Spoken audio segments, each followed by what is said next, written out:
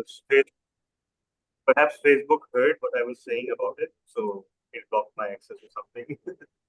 it started pretending that I had forgotten my password. So, all right. So, a few ground rules. First of all, again, we are recording this meeting. If you wish not to be recorded for your portion, please let us know in advance and we'll suspend the recording for you. But by participating in this meeting, you give your consent to be seen and heard by other Toastmasters. We usually do not talk about controversial topics. We do talk about humanitarian angles of all topics. The idea is not to create controversy. It would be tempting to announce that we don't talk about sex, religion, and politics like most of the Toastmasters around the world, but that would be too simplistic. The idea is to avoid controversy, to avoid marginalizing any person in the community, and we don't encourage that kind of debate or that kind of discourse. Finally, it is preferable that we keep our screens on and our volumes off at all times unless you start to speak. But if there's some connectivity issue at the end of any participant, then we are considerate and we turn our screens off to facilitate the connection. So with that, it is my honor and privilege to hand over the charge to our presiding officer, happens to be our VP Education, Toastmaster Veer. Thank you so much, Acting Sergeant at Arms and founder of WordWise Advanced Toastmasters Club, distinguished Toastmaster Talha bin Hamid. Once again, a formal welcome and very warm welcome to all of our guests to the 61st meeting of the WordWise Advanced Toastmasters Club. As DTM Talha has already outlined, we offer something a little out of the ordinary, a little extraordinary, a little raising the ordinary to the extraordinary by having different segments that cannot actually be found anywhere in the Toastmasters universe. So just a brief overview of what we have to offer our guests and members. In addition to the regular pathway speeches and table topics, we also offer a special extempore writing segment in which the topic is given on the spot. And our guests, it's open to guests, it's open to members. Of course, members get preferential treatment as due. To write on that topic during the meeting and then present their pieces, which can range from 3 to 5 minute essays or stories or poems, anything that comes to mind that really brings out their innermost, and we give them the platform to share those thoughts with us in a safe and supportive environment. Because we foresee this club as being the platform for budding writers, for people who might be a little shy to share their writings with the world straight away, or to just be a platform for practice or a test ground for ideas that may pop up all the time. Secondly, another wonderful segment that we offer that is not offered anywhere else is Act the Word. Act the Word is also the brainchild of DTM Talha bin Hamid, where we have scripts that are shared with guests and members, and they prepare their vocal variety, body language, and then they actually enact a dramatic scene in front of a live audience to build confidence and also to build their delivery skills. Of course, we always have the general evaluation segment in which we give feedback. The general evaluator gives feedback to all the role players at the end of the meeting. And this, in fact, is where the real learning takes place, because this is where we learn what we did right, what we could do better, and how we can improve in our future meetings, communication-wise and leadership-wise. So to get right to the heart of the matter, today, the topic or the theme of the day happens to be very much relevant to what was being discussed in the introductions, and it's a topic that is kind of on our mind these days, which is sleight of mouth. Sleight of mouth. Now, WordWise being a club that is specifically geared at it's a theme club that's specifically geared at writers, readers, listeners who have a love for language and who doesn't. We actually like to do deep dives into different aspects of communication to actually get into the nitty-gritty of the nuances of communication, and therefore the nuances of usage of words and their meanings and connotations. Now, palming cards and false cuts, double turnovers, these are all tricks that really deceive and delight audiences the world over and have for centuries, really. They play on the dexterity of magicians in serving up these fascinating card plays and sleight of hand.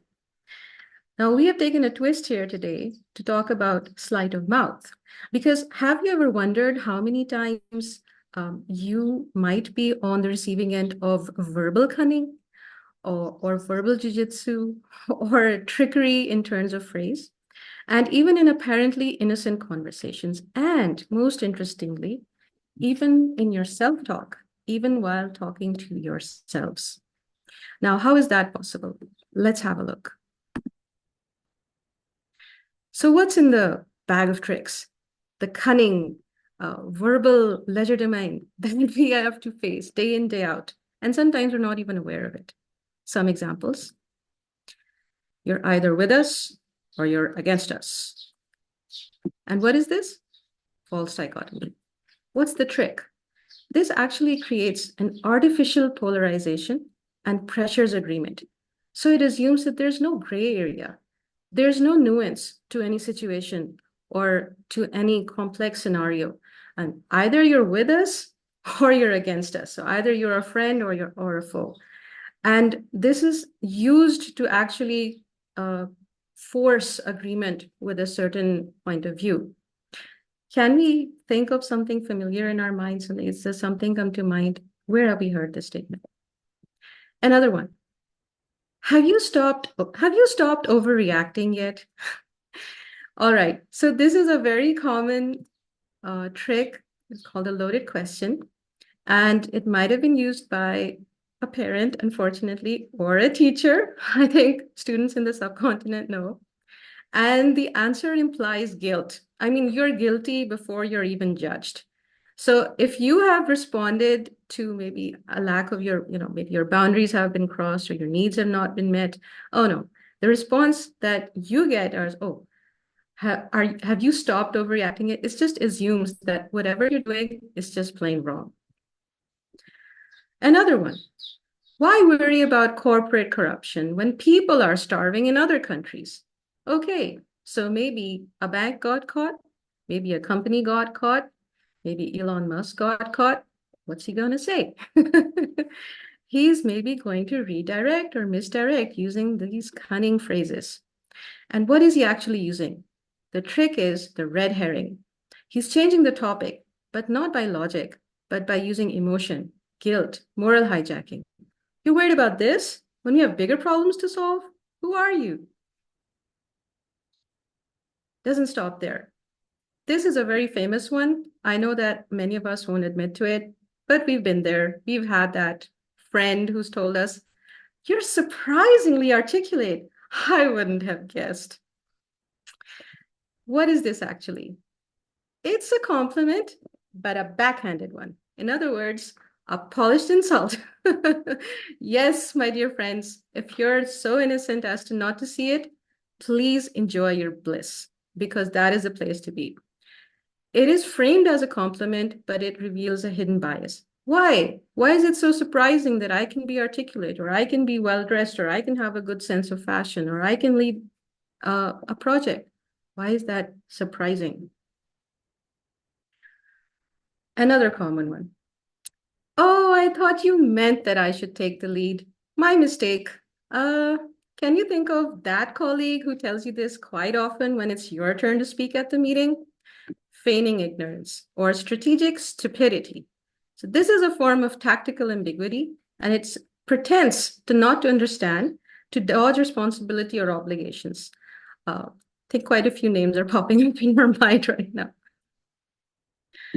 And for those of us who have adolescent kids or have been in or remember those memories from college, I didn't smoke anything.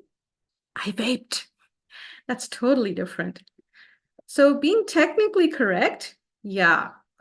We got caught by a teacher. She's smelling something in the room. It ain't smoke, it's vape. So this exploits meanings of words or exploits linguistic ambiguity. And you sound truthful, you are technically correct, but you're not actually committing. So those of you still seeking your spouses, think about it. I didn't say no. You didn't say yes either. So where are we going with this? There's some very famous examples that we have seen of equivocation, uh, polished insults, and all the above examples of verbal trickery. For example, can anyone recognize where this quote was heard? There is no improper relationship. That is not true. And then later on, to add on to that, it depends on what the meaning of the word is. Those of us born in 70s and 80s remember this was a very famous scandal which went global. I haven't actually written the word to try to save myself, but the Clinton-Lewinsky scandal. And this was the statement given by President Bill Clinton at the time. However, it didn't really work because later on he was impeached for obstruction of justice. So be warned. Another one, we did not lie. We didn't lie. We didn't know about the specific actions taken by our software engineers at the time. Any guesses as to who made this statement? Right. So this was the CEO of Volkswagen, Mr. Martin. And again, I've not written the name because I'm just trying to save, okay, what's done is done. But apparently what had been happening was that some data was being fudged to make the company seem more environmentally clean than it really was. And when they were caught, you look at the words, like they're talking about not having the knowledge, but they're not talking about the actions. And they're saying actions taken by the software engineers. So in other words, absolving the corporate leadership of all responsibility. Now, this kind of this kind of verbal machinery is used quite often, and we've actually become either used to it or we just take it in stride and we say, okay, like, what is to be done about it? The interesting thing is that there are even more common and more ubiquitous examples that run in our own internal self-talk. But before we get into that, let's have the word of the day today.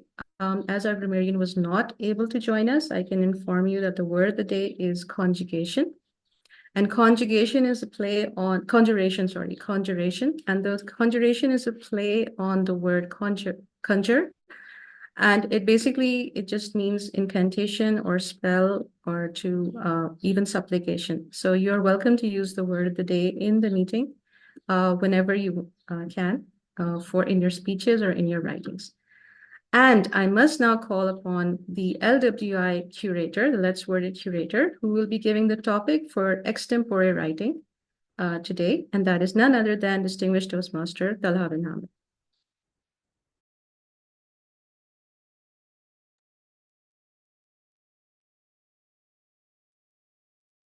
Sorry. So thank you so much, Toastmaster today.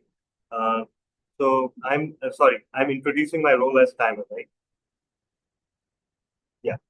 So as timer, my job will be to time every segment of the meeting.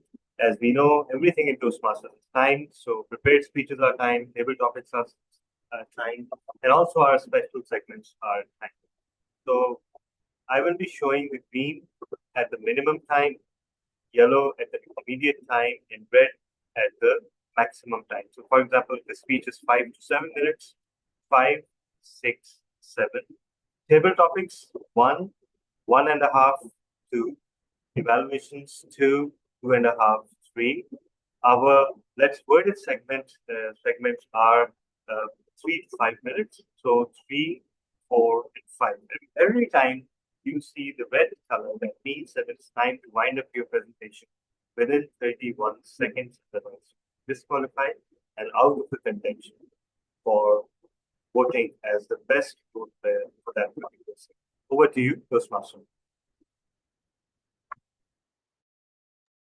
Thank you very much, distinguished Toastmaster Talab bin Hamid. I hope that everyone has noted the timing, and I'd like to hand the stage back to distinguished Toastmaster Talab bin Hamid to now give the topic of the day for extempore writing segment.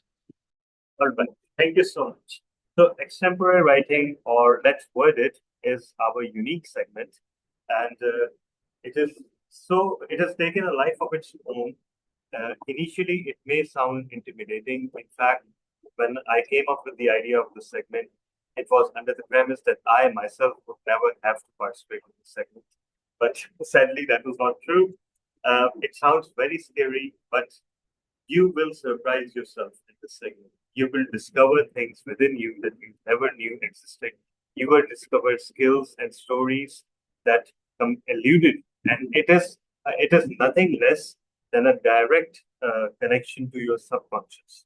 What happens this segment is that we assign a topic, and during the meeting, during the speeches, during the table topics, etc., you are drafting a 3 to 5 minute speech or a story. Preferably, you draft it word for word. Otherwise, you can chalk out this outline. Word for word is preferred because it has been known that good pieces from this segment have gone on to become contest-winning speeches, as well as amazing contributions to our district newsletter. So this is something momentous. This is something potentially very important. And first, let me know who would like to participate in this segment today. It's just a matter of writing a 3 to 5 minute story or a think piece, free form. You don't need to have any structure. You don't need to follow any conventions. It can be your stream of consciousness. That's what we are after. So please raise your hands, and then I'll assign the topic.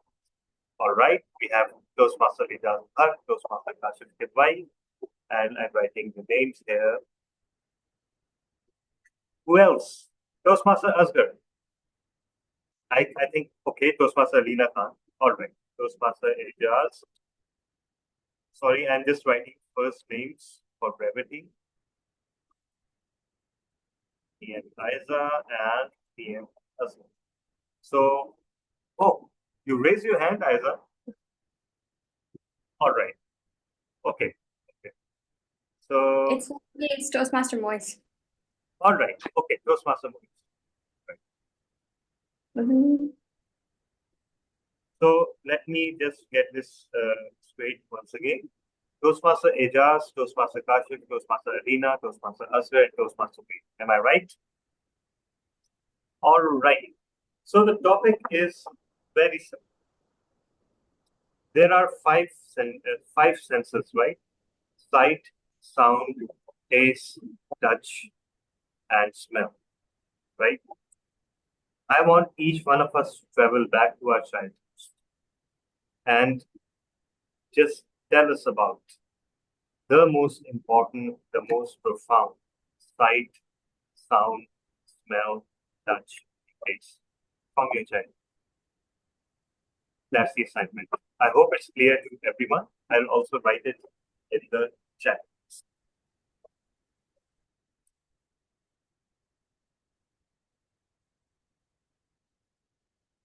And that one sight, sound, smell, taste, touch from your childhood. And you will discover that's the magic of Toastmaster as you think about this topic, as you think about what to write. The memories it will conjure will be magical. And it is guaranteed that you will discover things you never knew you would remember. So everybody get your pens to paper or get typing on your keyboards. Choose your poison and over to you, Toastmaster. Thank you so much, CTM Talab bin Hamid, and a huge thanks and round of applause for all the volunteers and participants Really looking forward to all of your writing. So we have 5 participants today. Awesome. And that is perfect because we have time for just as many. Right. So moving on with the theme.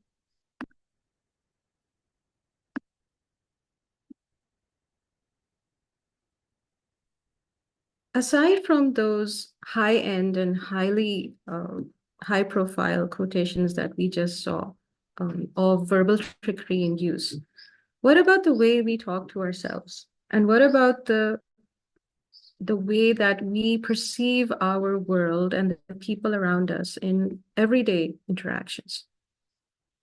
My dad doesn't care about me. Sales are down. They're laughing at you, not with you. You didn't call me because you don't love me. They didn't invite me to the meeting because I'm not valued there. All men are created equal. You always do this. Women can't drive. So annoying, right? What are we actually doing here? Now, all of these statements are also distortions of reality, but such distortions that we are not immediately aware of them. And this is where our theme truly lies today. Because what we hear in politics and in the media and amongst colleagues, that we've got down pat. We've heard it so many times. There's an instinct that tells us there's something we're being played with here. But when we are talking to ourselves in this way, in self-defeating tones, or in blaming our loved ones for perceived hurts or perceived wrongs, and surely that where there is smoke, there is fire, we actually disempower ourselves. So that is where the sleight of mouth comes in. And sleight of mouth, compared to the verbal sleight of hand, are powerful ways in which we can reframe our perspectives. We can challenge limiting beliefs, and we can empower ourselves to persuade and negotiate in respectful and yet subtle ways. In order to understand how sleight of mouth techniques work, we first need to understand how our brain works. Imagine a computer, and isn't it ironic that now we give the metaphor of a computer to talk about our brain when it's actually the brain that the computer was modeled on? But imagine a supercomputer and it's taking data of billions and terabytes of digits. Now our brain is also taking in millions and millions of bits of data. As DTM Talha mentioned, we are using our 5 senses to actually input that data into our biological computer. We have the sense of taste, of sight, our auditory senses, our kinesthetic, our touching and feeling senses. We have the sense of smell, very evocative sense. Imagine all of this happening in a 3D space, 360 degrees, all the time, every moment, every microsecond. Isn't your brain going to get overloaded? So very smartly, it has shortcuts. Shortcuts to allow us to kind of dumb down everything that we're receiving, even though all the data is stored in our unconscious. For sure, it's all there.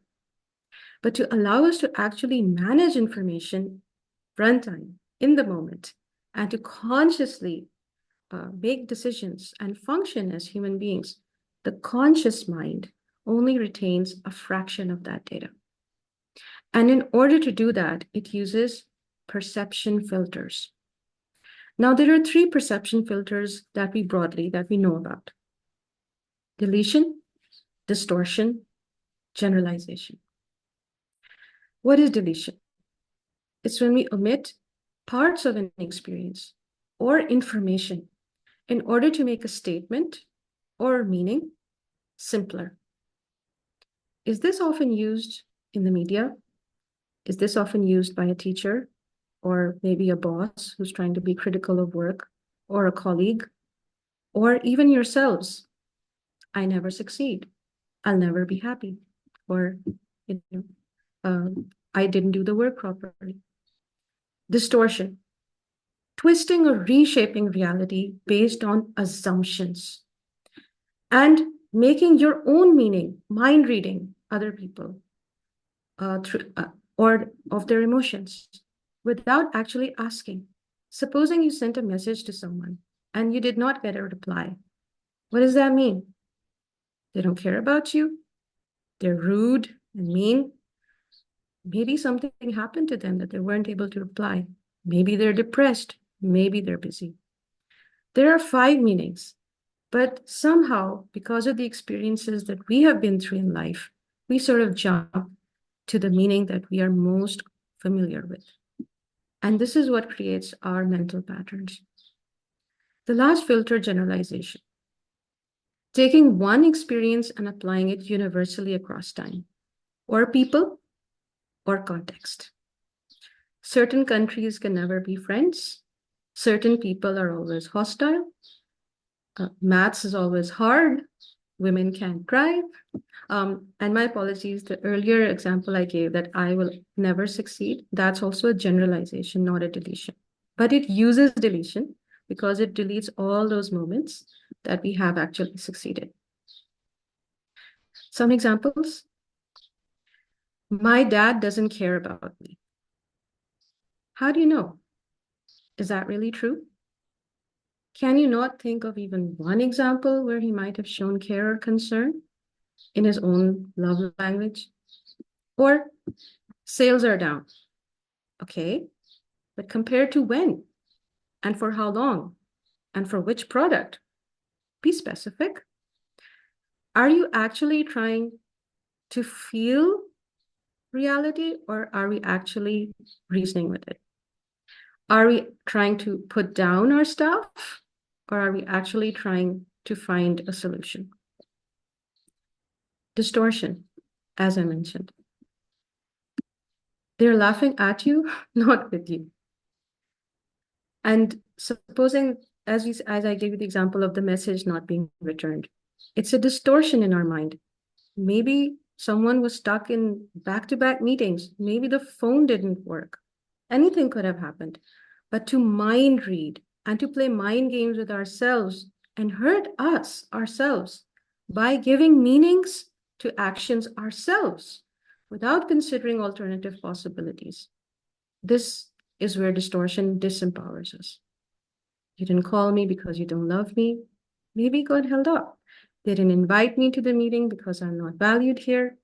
Maybe they forgot, or maybe they did send an invitation and they didn't reach you.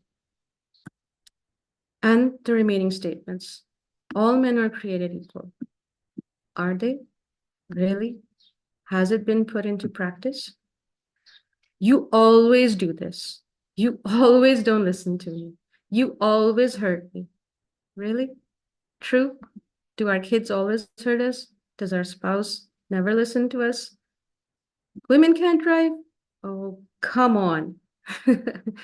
If you actually look on the roads and talk about statistics, I won't say any further.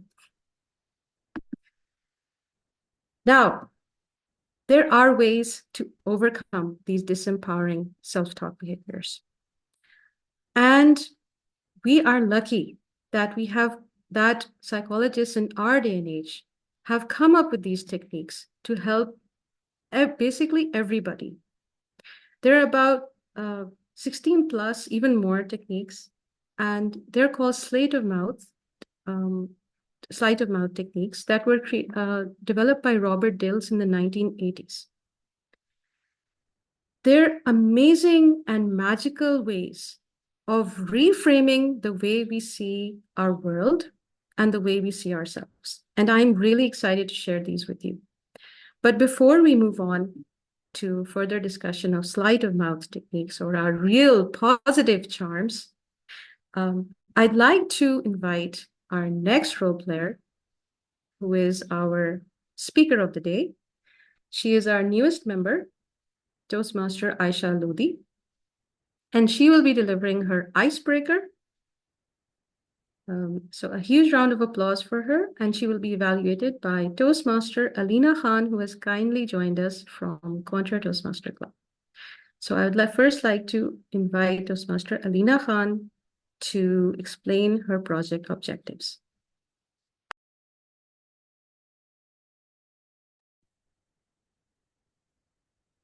Thank you so much, Meg, for giving me this opportunity.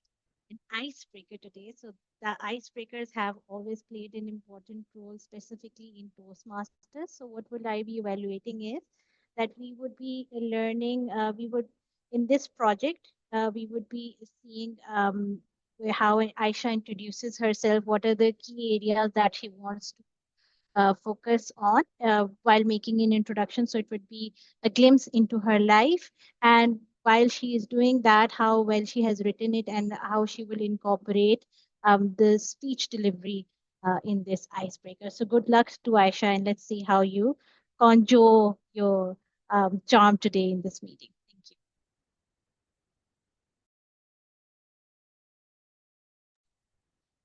Thank you so much, Toastmaster Alina. I'd like to invite Toastmaster Aisha to check her audio and video and be comfortable. And so Toastmaster Aisha, can you see my window? I have to see the timing window. Let me rename it accordingly. Right. Yes, I can. All right. Thank you.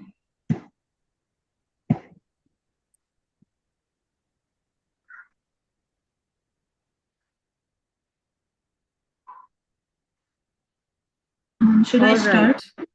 I will announce you. If you could, can you see? Okay, so Diti Talha is the timer, as this is your very first speech, so I just want to make sure you're comfortable. You can pin the timer, or if you're comfortable, just knowing that he's there. Let me raise my virtual hand. Sure. Perhaps what we can do is that we can spotlight her and my window as well, so that Yes, if it's better. that Are you okay? would be great. Right.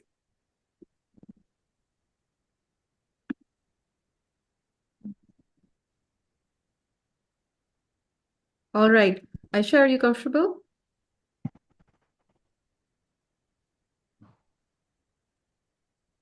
Gee, Aisha, if you could say something, we can check your audio. Can you hear me? Yes.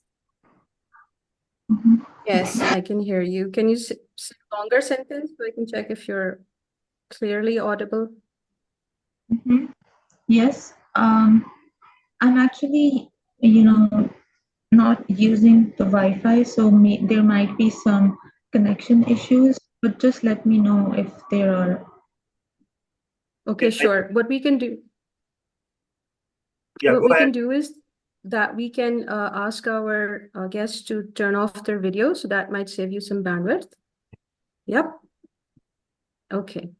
And then I'm going to announce you. Also, Toastmaster Aisha, just if you could speak a little bit louder than what you're speaking right now, that would be okay. So you are perfectly audible, don't worry. But just to make sure that you get through first, due to the connection thing, a little bit louder, not much. All right, and enjoy. I love what you're going to present, and it's going to be awesome. Okay, so Toastmaster Aisha Lodi for the journey. Toastmaster Aisha Lodi, over to you. Thank you, Toastmaster Meher. A very good morning to some of the wisest people I know. I'm Aisha from Pakistan. I'm almost an only child, but I do have a sister who is also the one who introduced me to Toastmasters a few years back. Now I've joined Toastmasters to improve my communication and become better at everyday conversations. And ever since I joined WordWise, I feel very excited to dive into the world of literature. There are many other things in life that I would like to do, little things that make life more enjoyable and beautiful. And today I would like to share with you some things that I enjoy doing. I used to love reading fiction when I was a child. This was before my insane journey of medicine began. Because medicine has this ability to keep you from having any kind of a life. It's tough. But part of the blame, I think, also lies with the fact that I was a hostelite. And if you've ever lived in a hostel, you know that being in a hostel is like being with your best friends all the time. So, for example, like a never-ending hangout or sleepover. So anyway, one of my favorite genres to read used to be detective stories, like that of Sherlock Holmes. And what I loved about detective stories was how the detective in question would think like the criminal and would decipher, all the things that the criminal would have thought through and how he connects the dots in the end to solve the case. And once I also happened to read Agatha Christie's Curtain, Poirot's Last Case, I was completely mind blown. I won't share a lot about the story because I want you to read it. And once you do, you'll realize that it's not like any regular detective story. It is indeed quite unique and legendary. A few other books that I loved was The Hunger Games and of course Harry Potter. Actually, till my teenage, I would really wonder what the experience of other kids was like who didn't read Harry Potter. It was really astonishing to me. And frankly, I've revisited this Harry's magical world a lot of times, recently, some 3 years back. And I do believe that there are so many real life lessons to be learned from this story, such as the perpetually inequality that exists in our society, or the fact that friends are one of the most precious things that we can have in life. Again, one of the things that make life all the more beautiful and special. Moving on to the next thing, I was never really taught or trained to cook.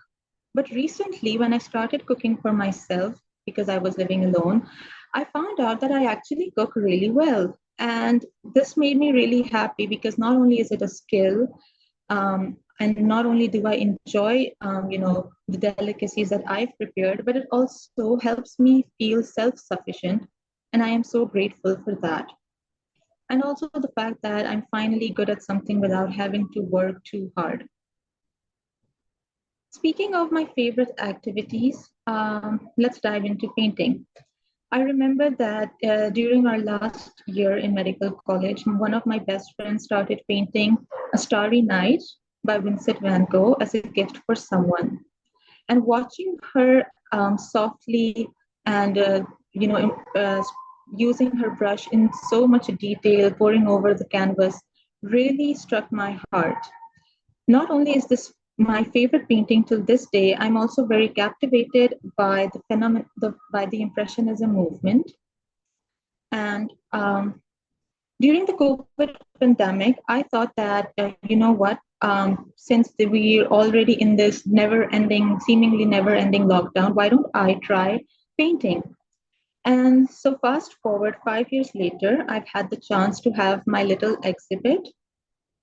And I can proudly say that I have more than 2 rooms full of paintings that might never see the light of the day. But I know that at the end, it's not about, the end product or the destination. It's more about the process, enjoying the process and the journey. And saying that, I love playing around with colors and I love the feel of a palette knife in my hand. And, this is something that I realize time and time again, even when traveling, that life is more about the journey, if not more than just the end. Thank you very much to everyone. Back to you, Toastmaster of the Day.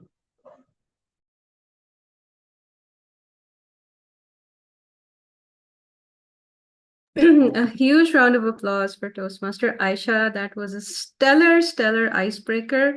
I loved how you brought variety into your speech and you talked about so many different aspects and facets of your personality. Of course, I will leave the rest to our illustrious evaluator who will expand on the merits of your speech in the general evaluation section.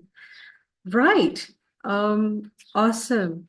Now we have the Wordsworth segment that is next. However, our resident interpretive reader is not here, but I am opening the floor to any guest, Toastmaster Asghar, Toastmaster Kashif, Ma'am Kausar.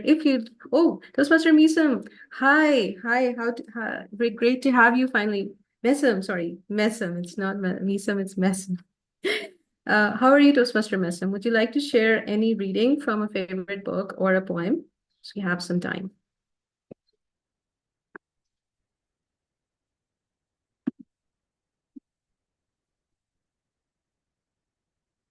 All right, Toastmaster Messam might have stepped away for a bit. Anyone who would like to share any favorite reading, Toastmaster Asghar? You're a voracious reader.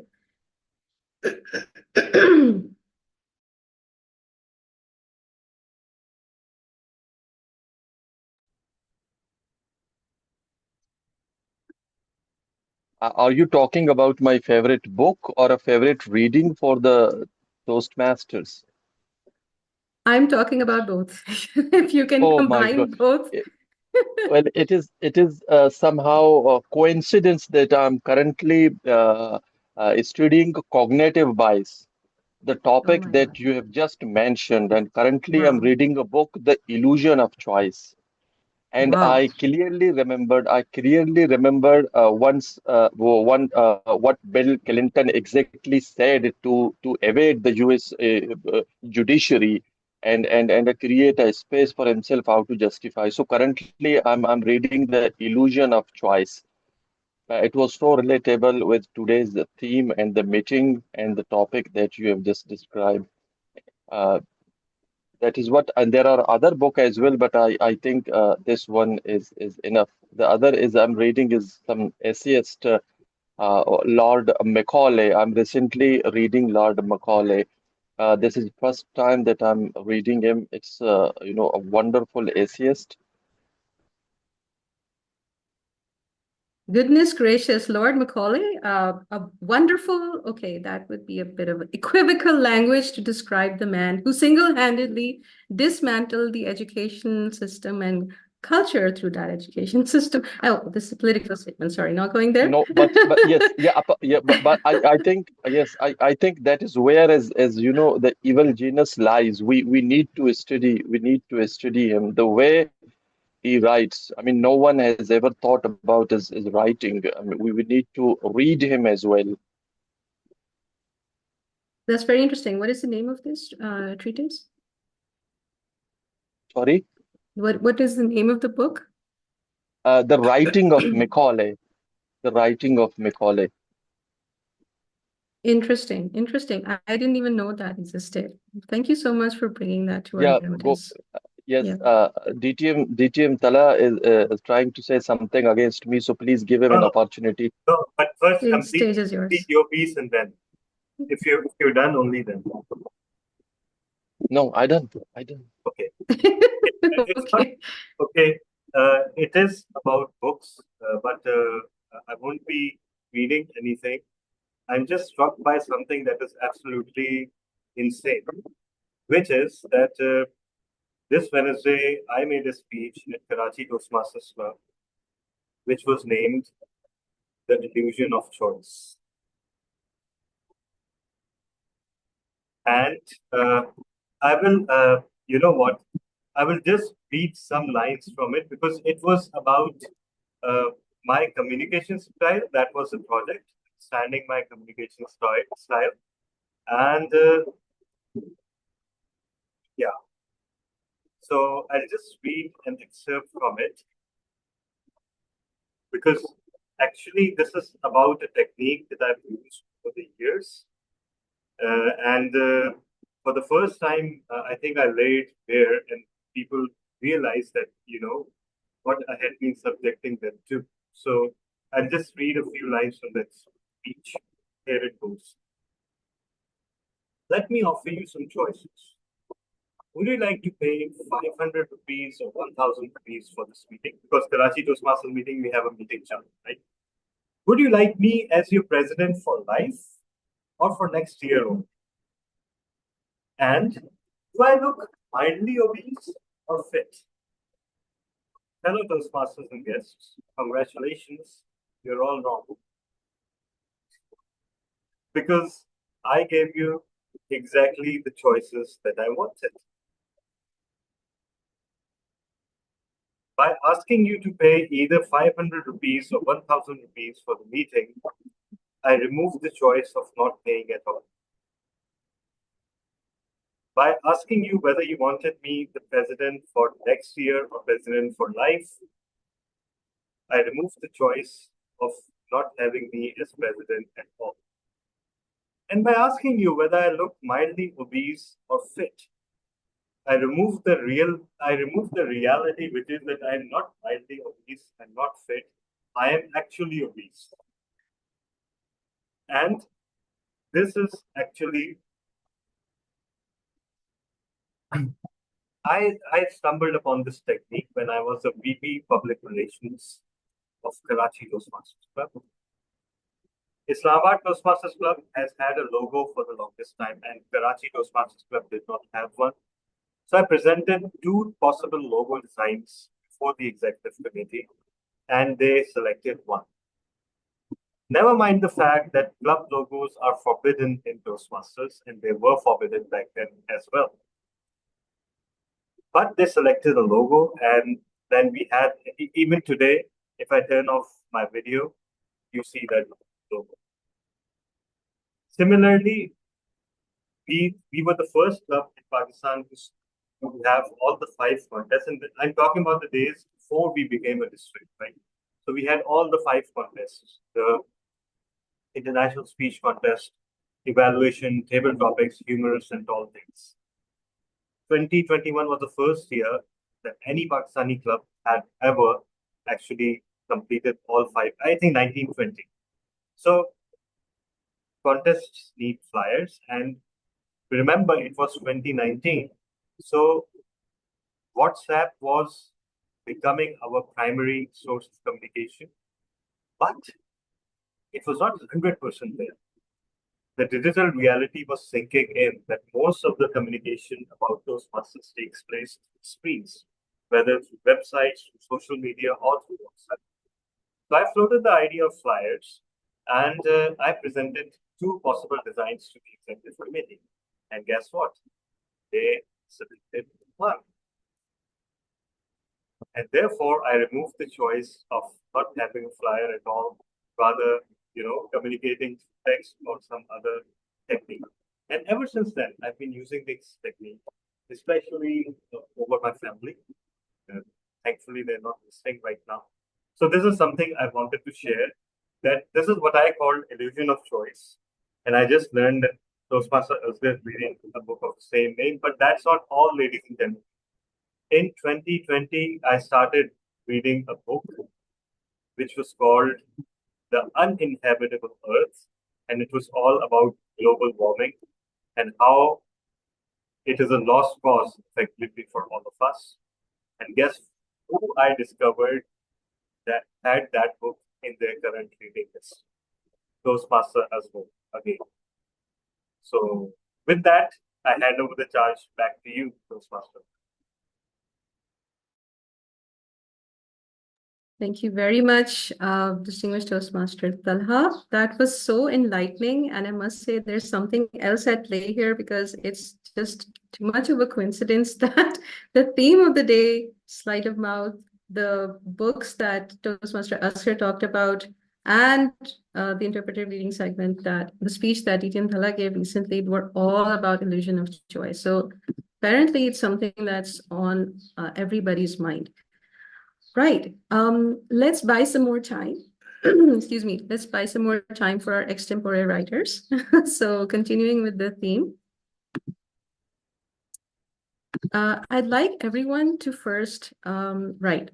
Now we're actually going to get into a task and a practical exercise where I'd like everyone to maybe think about any particular limiting belief, I'll call it, or any challenge in self-talk that has been there. You don't have to say it out loud.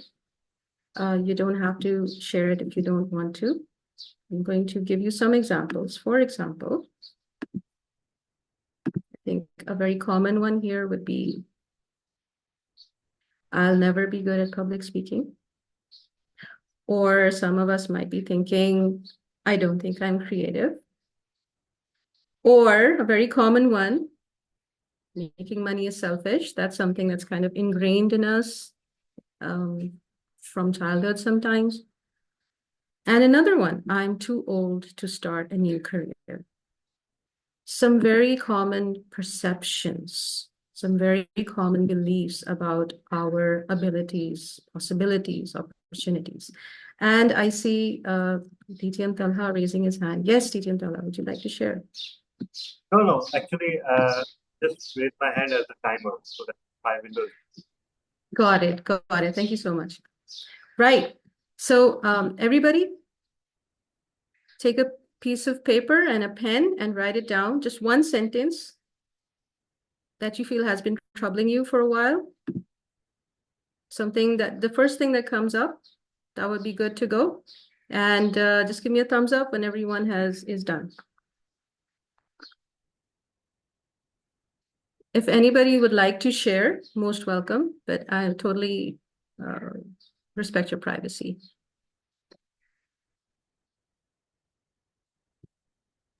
Okay, then. All right, great. Now, I'm going to share an example limiting belief, and then we're going to apply all of the sleight of mouth techniques to break it down. So here we are. We're going to start with our hocus pocus abracadabra. Here is one example belief that I will tell you. And I will explain all of the strategies as we go along. So reality strategy, model of the world, counterexample, I'll explain all of this.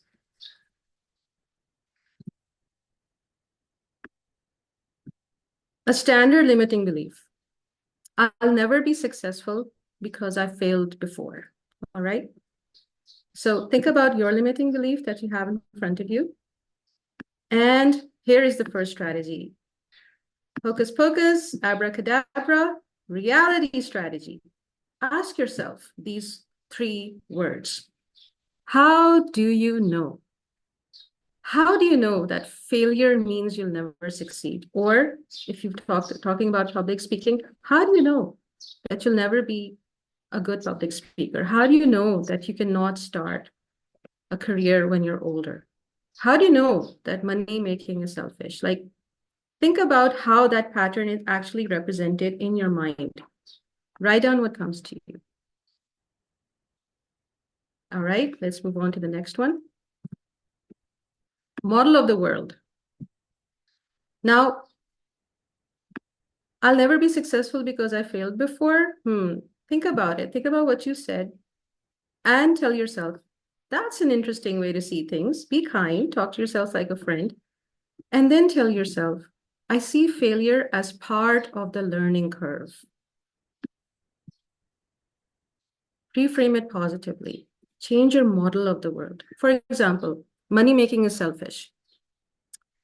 That's the model of the world if you're working with. Reframe it. Making money, I can also be generous to the people around me. Making money, I can also share more charity to the institutions I care about. Making money, I can be there for relatives in need or friends in need. Making money, I can have more time freedom. Making money, I can be more free of responsibilities or worries, and I can be more present with my family. You see how it's playing? Change the model of the world. All right. Give a counterexample. Many successful people failed before succeeding. Think Thomas Edison.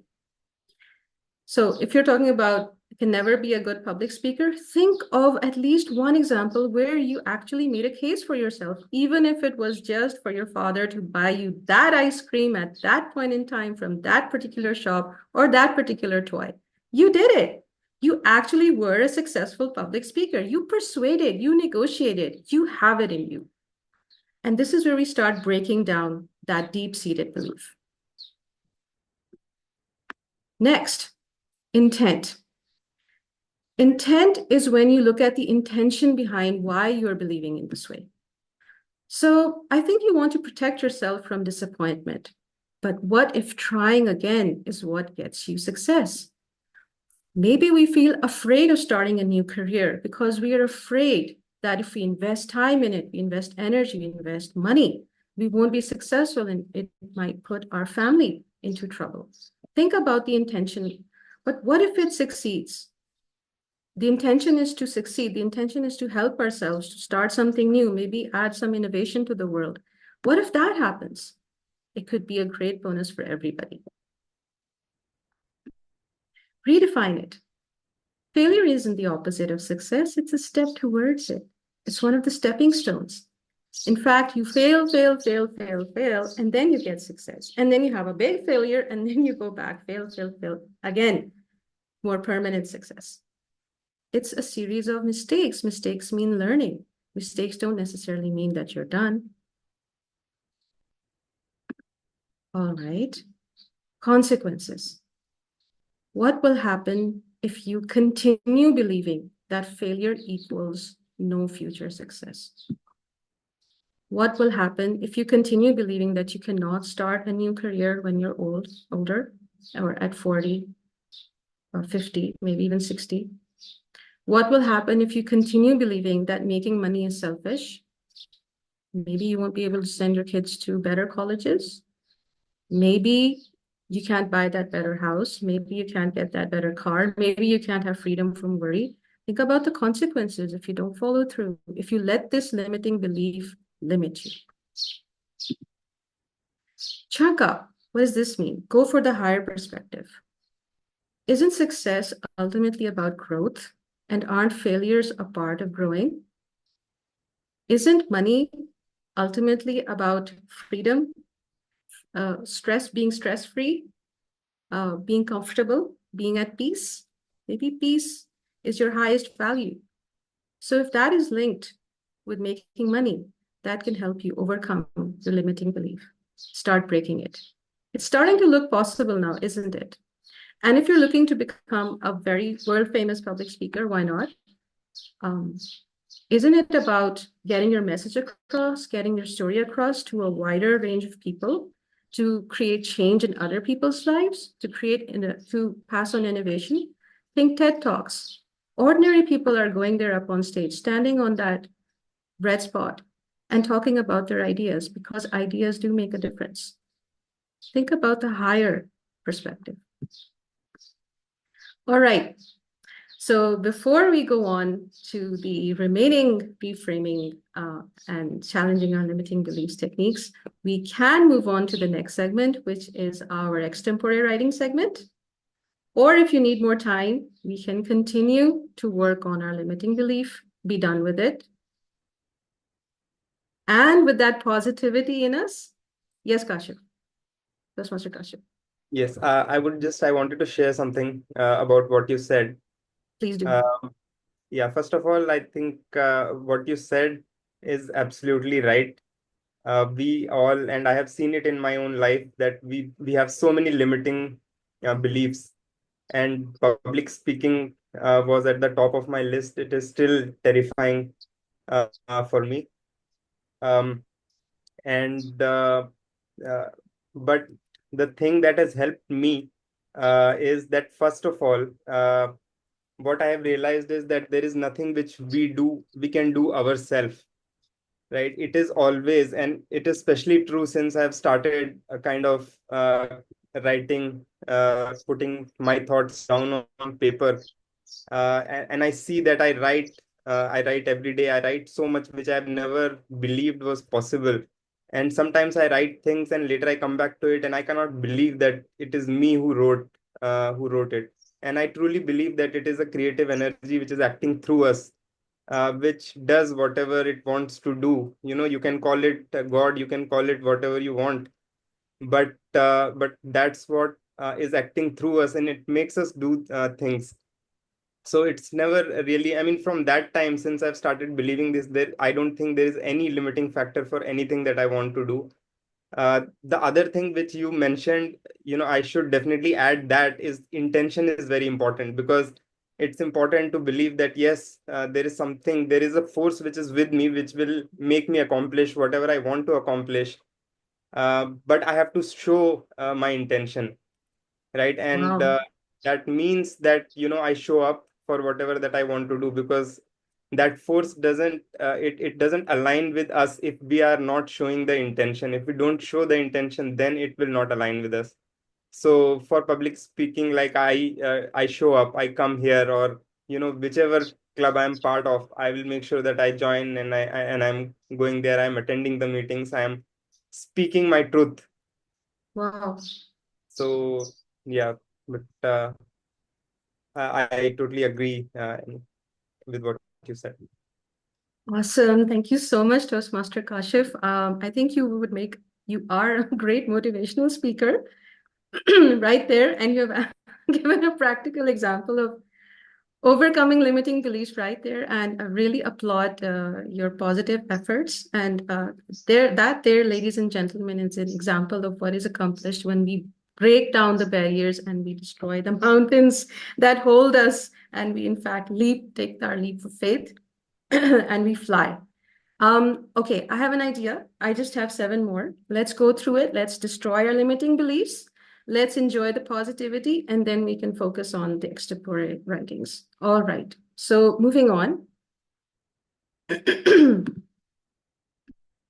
Yeah.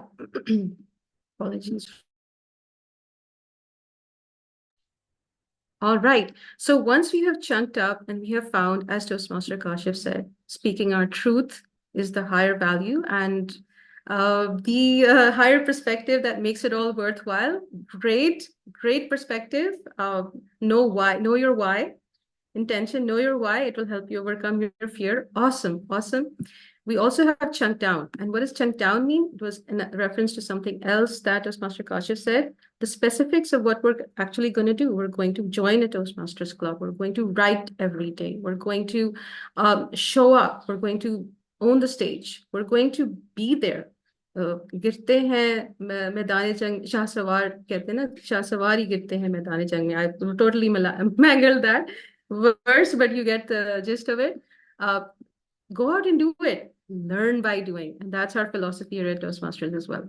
So what, in this case, in the example I've given, what specific aspect of the failure makes you believe that you can never be successful because you failed before? Think about it. Maybe was it a lack of preparation, or you needed more preparation? Maybe you needed to ask more questions.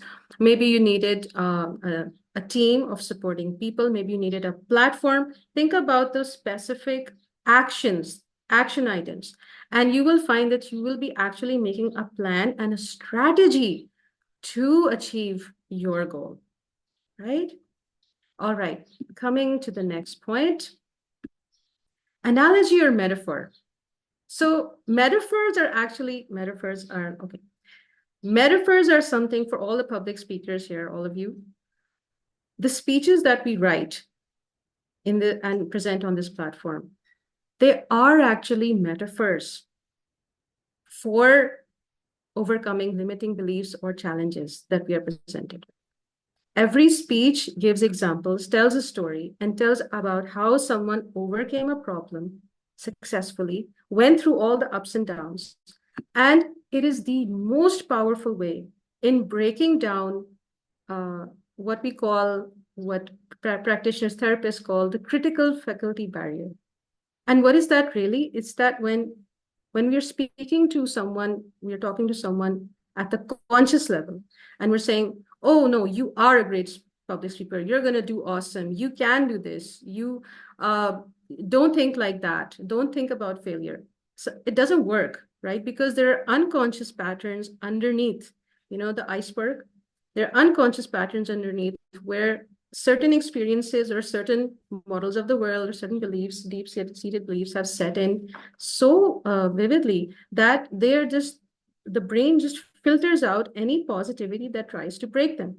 But the metaphor is that one technique, because the brain doesn't see it as a direct threat, it kind of circumvents that critical faculty barrier and actually goes into your unconscious, attacks that unconscious belief from within.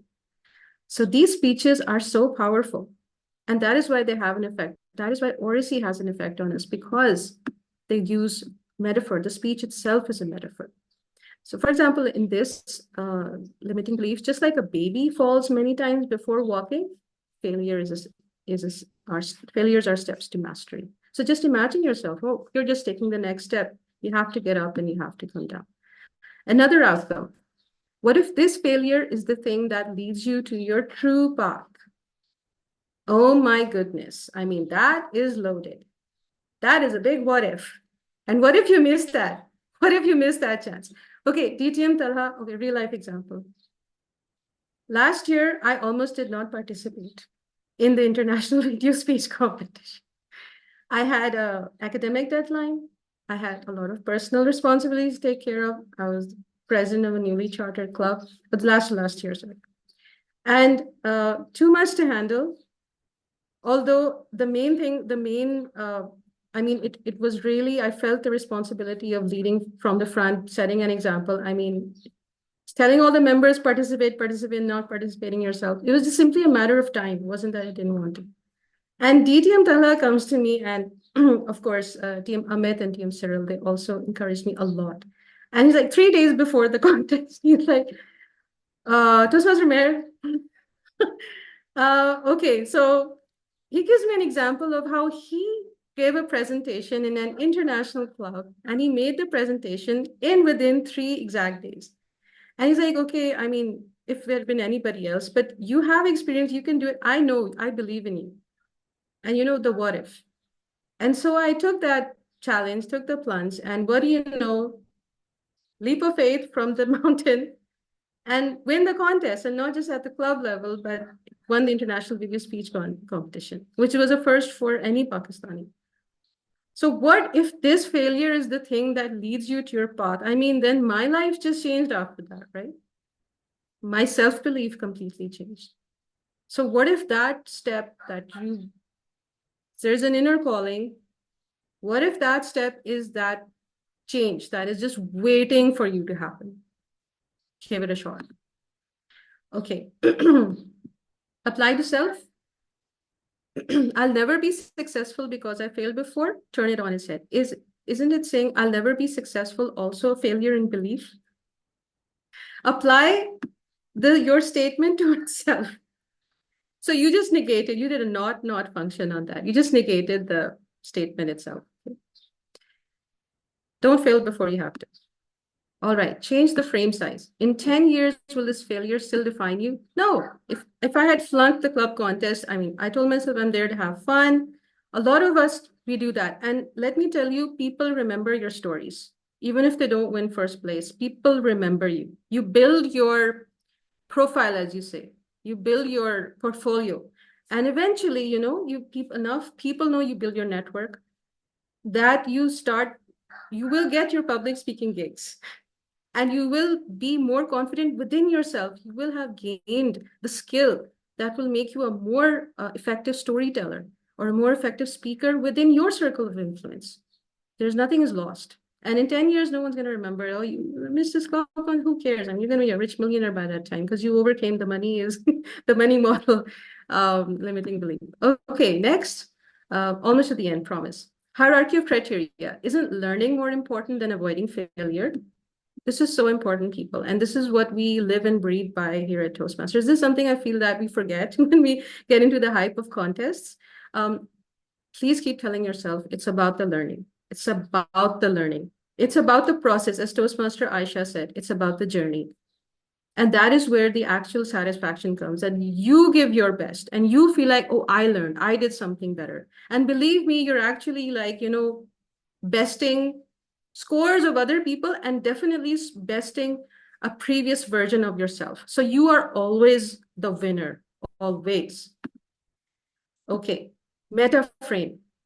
It's fascinating how failure often becomes the seed of our greatest stories. So this is like just changing the whole frame of your thinking.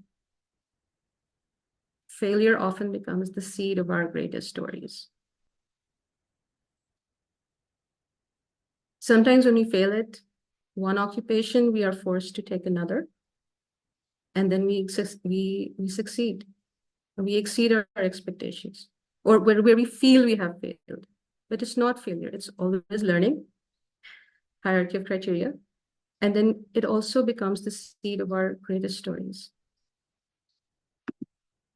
And all right, that's all we have for now. And it is time to move on to the next segment, which is the extempore writing segment. And then we will come back to our theme of the day. Over to you, DTM Talha bin Hamid. Thank you so much.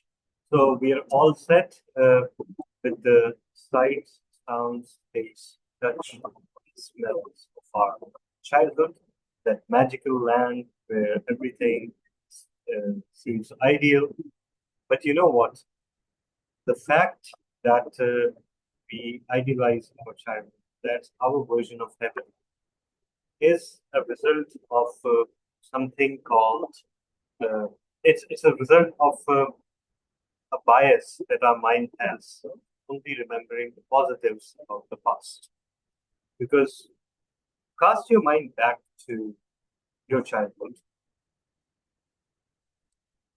Do you recall a single day outside of vacations when you're truly happy? Actually, I don't. Between between the between the studies, the constant pressure to be good, the bullying, the discomfort that I naturally had with other people, still do, and the fact that both my parents were actually high academic achievers. My father was a PhD in organic chemistry from UK, and for the life, for throughout my school and college life, I was held against that standard, despite the fact that I hated chemistry. But so I recall very few days when we are truly happy. Yes, at the start of winter vacations, of course. Yes, in Quetta we have winter vacations. Those are the long ones, not summer ones. Right? The period between the exam result and the start of the vacations or waiting for the result. That was truly happy. Then vacation started, and for a few weeks at least, it was easy to pretend that this was what life was. Actually.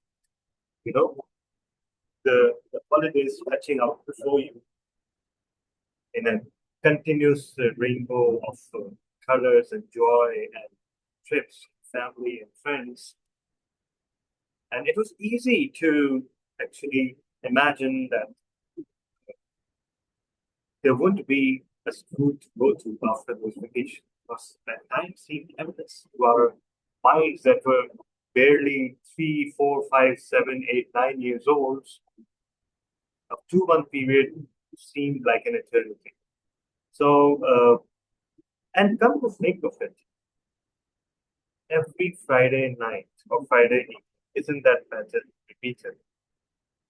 We're off our birthdays and we might have been upset, we might have been troubled, might have been facing existential misery, and all those things that Toastmaster Meher just mentioned about our perceived failures, our biases, our lack of confidence in ourselves. But then Friday evening comes and we tell ourselves that, okay, fine, whatever it is,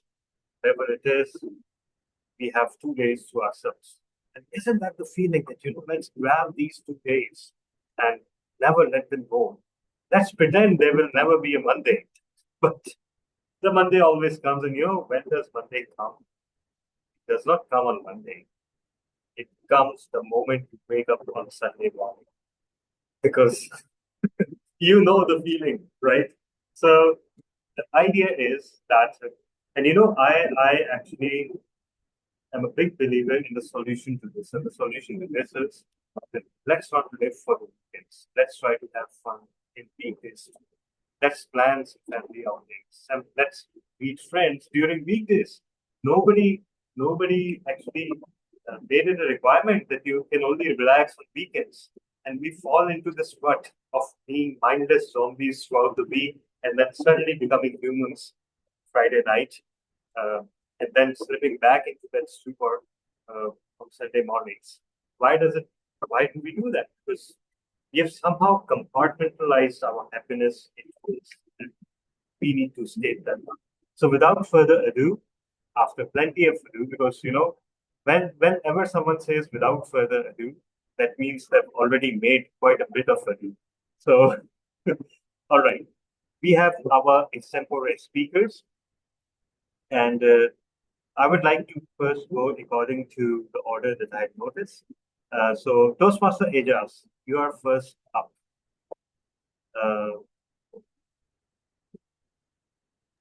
the one sight, sound, smell, taste, and touch from your childhood. So, are you ready, Toastmaster Ijaz?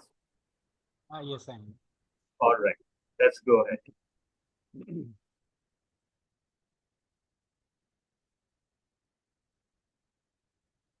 In the inner city of Rawalpindi, there was a small sweet shop called Bundu Halwai. His specialty was halwa puri, and it tasted like no other. I'm talking about late 80s when I was a kid, walking past that shop every morning on my way to the school. The aroma of fresh halwa would fill the air, rich and warm, and it got stuck in my mind forever. Even today, that memory of that smell can still conjure the feeling of childhood wonders. Every other weekend, my father would bring halwa puri from that Bundu Halwai, and it was a treat we all looked forward to. My siblings and I would sit together and enjoy every bite of it. And even just looking at that halwa puri was enough to make my mouth water. That taste, that smell, and the moment that got locked into my memory. That halwa was sweet, deceptively so. You eat too much before you would know. Stomach full, yet heart would plead. Just one more bite is all I need. Now years have passed, decades even, but taste is still fresh in my memory. I've tried halwa puri from other places since then, but nothing has ever matched that flavor of that bundu halwai. Sometimes, just sometimes, I find something close, and when I do, it's like a time travel. One bite, and shoo, I'm back in those childhood morning, sitting with my family, laughing and sharing the food with the aroma of halwa in the air. That taste is more than just a food. It's a memory, a feeling, a piece of past that still lives on, ready to conjure again with a very single bite. That is all I have. Thank you. Wow, thank you so much, Toastmaster Ijaz. That was so aromatic. That was so evocative, and you really captured everything that was behind assignment of the student. And I actually like the clever device that you use, Halwa Puri, because that would have covered all the five senses. So absolutely phenomenal, Toastmaster Ijaz. Really don't have, I mean, the more words I say in its praise, the more it will diminish it. But I think you absolutely nailed it. And I strongly urge you to consider this piece of writing for your next Toastmasters projects or contest speeches, if you know what I mean. So thank you so much, Toastmaster. Truly dumbfounded after this. So our next speaker today is Toastmaster Kashif, right? So I hope you're ready, Toastmaster Kashif. If so, over to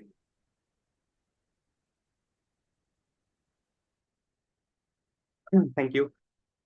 The best sights and sounds, I would not say the best, but the sights and sounds which I remember the most. Uh, the best, of course, is the sight of my grandmother's home where we used to go for all our vacations. It was only one place of vacation, but that was the best place of vacation still to this day. The other sight and sound is the sight of poor people or people who are less privileged than us, and it brought a certain emotion. So it's not a positive or a negative, but these are things which I remember because we are more sensitive when we are small, when we are children. uh, of course, I think everybody remembers their first love, their first crush, and there are certain emotions which are very strong, which are only possible when we are in that age. And the strength of those emotions sometimes can still, when we think back of it, it can shake us. Uh, there are too many tastes to enumerate. The taste of chaat, the taste of chocolate, the taste of butter. Very simple things, but I still remember those tastes. The smell of earth, what we call as the sondi smell, because there are times when I'm still like sitting down here in my balcony, and if it is the first rain or one of the first few rains, and there's that smell which comes in, and it transports me back to the time when I was a child, and I used to go to this place for a morning walk, and that place has got it's now forever associated with that smell of earth.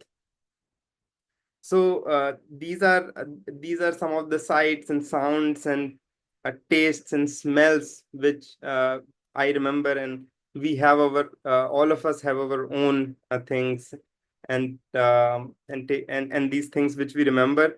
I think the important thing is that, as you will see, that most of these are very simple things, right? And our tastes are simple. That is the point which I want to make, that when we are small, when we are children, our tastes are simple. uh, but I realized that as we grow up, our tastes become more complicated, and we become I saw in myself that we become more inured to the suffering of others. The suffering doesn't affect us in the same way that it affected us when we were child, because how I rationalized it is that it happens. What can I do about it? There are so many people who are less privileged all around. One man's effort is not going to do anything, so those emotions also sort of they become irrelevant or less important for us.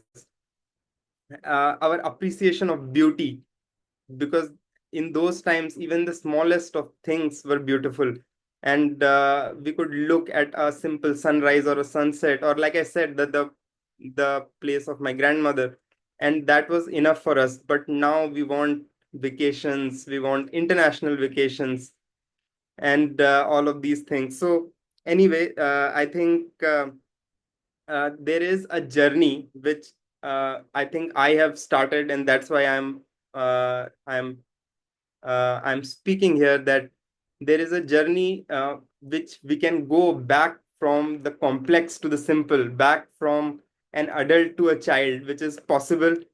And um, uh, and there are a few things which have helped me in this journey.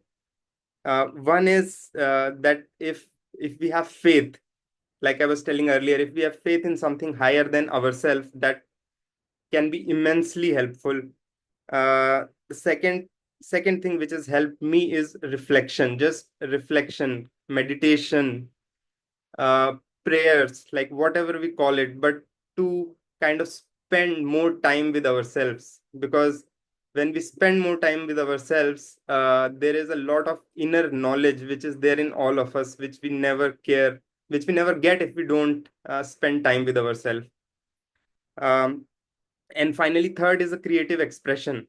I think there is a if we combine all of this with a creative expression, because I truly believe that all of us are artists, and we are born on this earth to create something. So all of this really has helped me, and maybe it is slightly late, but still, to go back from the complex to the simplicity of childhood. I think I'll stop here. Over to you. Back to you, TBH. Thank you so much, Toastmaster Kashif. I think I don't know about others, but you just summarized in about 5 minutes 2 decades of thinking that I've been doing over the past 20 years, uh, thinking about things. Why do we think the way we do? Why do we perceive the things that we perceive them as? What is going on inside our heads? And I think you hit the nail on the head by saying that we need to go back to simplicity. If you I don't know how many of you have watched the movie Ratatouille, uh, one of my favorite all-time movies. And you know what? It all starts so simply because that the chef that is a rat actually, uh, he starts by appreciating the taste of simple ingredients, the pure ingredients, right? But then he says that if you combine two flavors, it results in something that is above and beyond the sum of the parts and division components. And that's true. We combine various flavors. If you look at shows like MasterChef, if you look at fine dining restaurants, the culture of slow cooked meals. Uh, For example, a pot of broth has to cook for about 3 days before it is deemed worthy, and it results in just 5 minutes worth of tasting for the person who it is meant for. 3 days on one side and 5 minutes what you can call taste, and then multiple layers, multiple ways to treat the same ingredients. Apricot three ways, or uh, you know, um, white spice and red spice, and different spice and different ingredients. It is also attractive to us, the whole complexity, and not just talking about food, everything. The kind of clothes we like to buy, luxury goods, the way they stress their craftsmanship, the way a simple leather bag can cost thousands of dollars just because it has like 10 different layers. And slowly and gradually we lose the sight of purpose of things. And that's also when we lose sight of the realities of life. As you mentioned, Toastmaster Patrick, we used to empathize with the suffering of people. But now we find it difficult because we have somehow accepted that, such is life, and there's only so much we can do about it. So lots of food for thought, Toastmaster Patrick. I must say that in your deceptively simple piece, I think you summarized so many of the uncertainties of the wonderings and musings that all of us have been having for the past so many years. Absolutely fantastic. Thank you so much. Um, our next speaker would be Toastmaster Nina. So, Toastmaster Nina, are you ready? If so, over to you. Thank you so much. Have you ever performed a conjuration? Not the kind where you whisper in cloaks as sorcerers, but I'm talking about something far more real. The kind when you close your eyes and suddenly you're not in your present anymore. You are home. You're a child again, and you have summoned it all back through memory. For me, conjuration, it starts with sight. I see her, my mother, standing by the small mirror in the hallway where she's curling her eyelashes with wide focus. Her mouth is slightly apart. When you curl your eyelashes, you have to make sure that even the breathing might disturb the precision of that moment. Had the her scarf tucked around her shoulders, her face is lit with some soft morning light, and behind her, my father watches her silently, half amused, half enchanted, holding his wallet, waiting for her to finish. There were no grand gestures, no declarations, but that look, that was love, written in glances. And in the stillness of the sight, another sense rises. The gentle click of the eyelash color fades away, and I hear the home waking up. The birds started chirping outside as if performing a dawn recital that we say. The kettle is whistling. My mother's bangles singing quietly against her wrist while she's preparing the breakfast for us now. And somewhere my father has started watching some news channel. These weren't just sounds, they were rhythm of reassurances. Proof that life is all in its chaos still had patterns that we could trust. And as those sounds filled the air, so did something else. What was that? That was the smell of breakfast. The sharp scent of parathas that used to be cooked in ghee the scent of brewing chai, and underneath it all, my mother's perfume, faint and floral, mixed with, they used to use the soft powder on her wrists. Even today, one whiff of her favorite tea patti or my mother's soft powders, and I feel transported not just to a place, but to a feeling I called home. And when I think of home, touch comes, touch comes wrapped up in tenderness.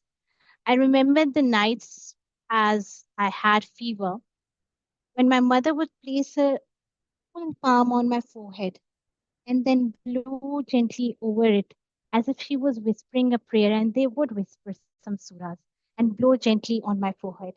The air from her lips, barely there, well, felt like divine mercy. Or the way my father would rest his hand upon my back as if I was pretending to sleep then. The hand said everything I didn't have the words for. It said that I am here, you are safe. And then the taste, the parathas fresh off the tafa, the spicy mango pickle that would made our eyes water, but the mouth was watery too. And we kept going back for more. And on Sundays, we had these sweet churi parathas, crushed and golden, soaked in ghee and sugar, that was served with the smile only a mother that could give. It wasn't just food, it was a celebration, comfort, and love folded in every bite. Every meal that we had, it felt like a memory and a moment that lingered no far longer than the flavor. So when I say conjuration, I'm not summoning spirits. I am summoning something far more sacred. Everyday magic of being a child, of being loved without asking, of feeling seen without speaking. And all it takes one memory. And suddenly through the sight, the sound, smell, touch, and taste, I'm there again. That, my friends, is the most powerful conjuration. Thank you so much for giving. Oh my God. That was absolutely cruel, Toastmaster Alina. Such vivid description of some things that I'm sure we all love. I mean, there isn't anyone, we might disagree on different items of food, but no one will disagree on parathas, on breakfast, on the smell of breakfast, on tea. I mean, everybody loves it, especially the way you, the sauces that you mentioned. Okay, I don't know what to say, but one thing is for sure. The smell of breakfast in the morning, especially in the times of our childhood, when our mother was cooking. In our case, our father used to cook breakfast for us. That is the most divine. But today I realized one thing before the start of the meeting. I cooked some breakfast for my children. And the way it smelled, the omelette, everything, the smell were exactly the same. Why? Because it's not what you're cooking, it's why you're cooking. And that why did not change. So, I mean, that is a discovery that I made, and you just reinforced it. Thank you so much, Toastmaster, for making us hungry all over again, even after breakfast. Uh, I mentioned earlier that I'm not fit, I'm not slightly obese, I am obese. Thanks to you, I'll go morbidly obese. So, moving on to the next speaker, we have Toastmaster Asghar. Toastmaster Asghar, are you ready? Uh, I'm ready to say that I still believe that you are slightly obese, or you want me to read my write-up? No, please read your write-up. Okay. Um, um, DTM Tala, thank you for your title. I also believe that people open up to imagination through their senses, and you hit the nail when you provide this title to us. But when your all senses are working simultaneously, it is really difficult to neatly pick one as a matter of priority as you want us to do. Uh, all my senses in my childhood worked well, except the sense of smell. And it was not because of some genetical or structural issue. It was about environment and the social milieu where I was growing up. Even today, if you meet 8 years old Asgar in a far-flung rural dusty area, you will find as olfactory receptors fail to detect odor molecules due to massive mucus built-up and other debris he picks up while playing in the dust. Now, as for the rest of the senses are concerned, let me prioritize the sense of seeing, my sense of sight. Now, it was again due to that milieu or environment that I was growing up, the surrounding.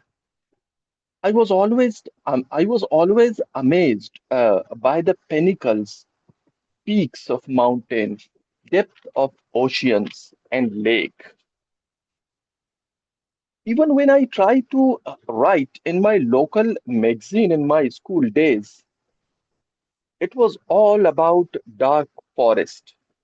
My character was struggling uh, in the tangled places without a clear path. And as for my heroine was concerned, she was always dancing joyfully in the Bolan and Chiltern field. Sense of sight was perhaps a door to my inner life at that in these years. Now at this age, life, like everything else, dulled this. Perhaps it was all about good things coming to an end. Over to you, DTM.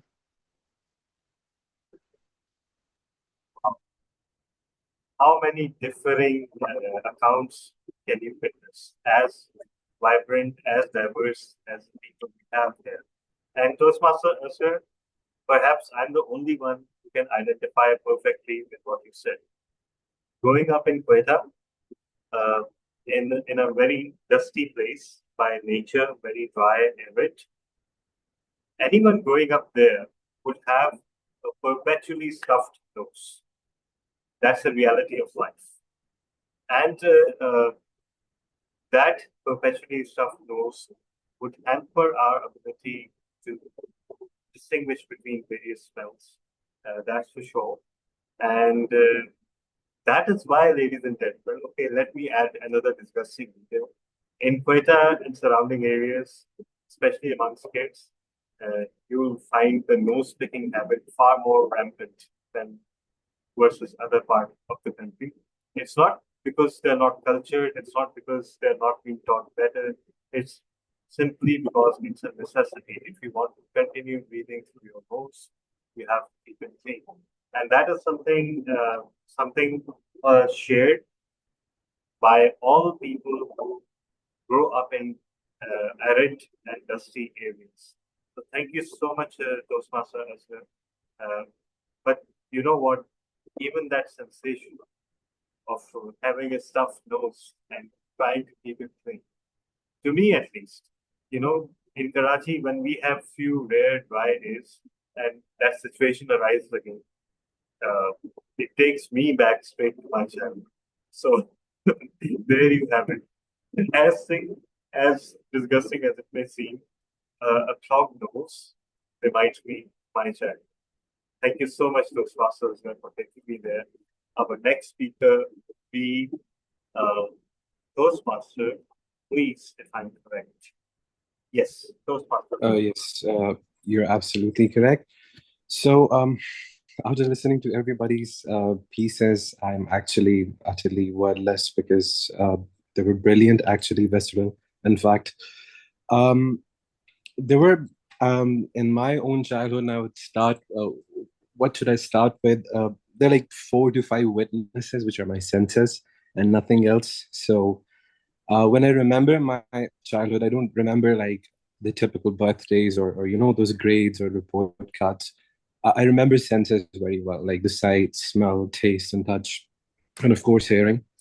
Uh, these were like the first prophets of like my becoming who I am nowadays today. Uh, they were like witnesses to what I am nowadays. So first of all was this sight.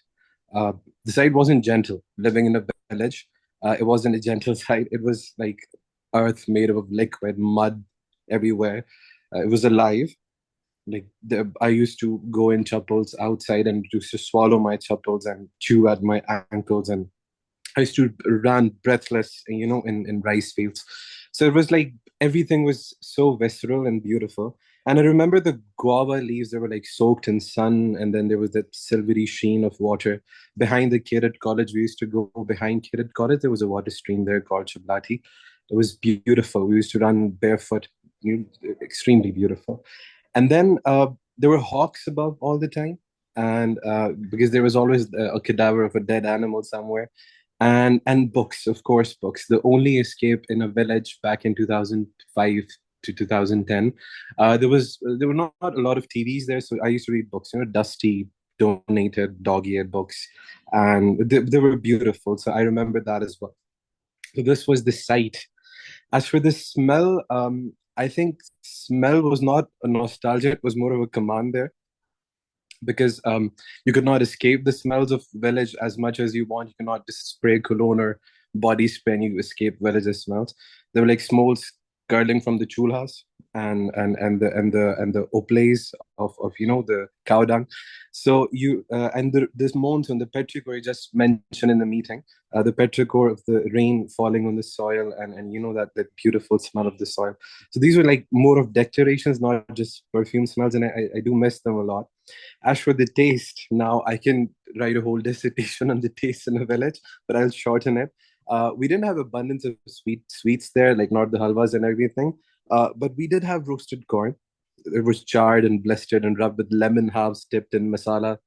It glowed with it. And there were salt crusted guavas, and there were boiled eggs shared in silence, and water drawn from metal hand pumps. It was beautiful. I vividly remember all of those things.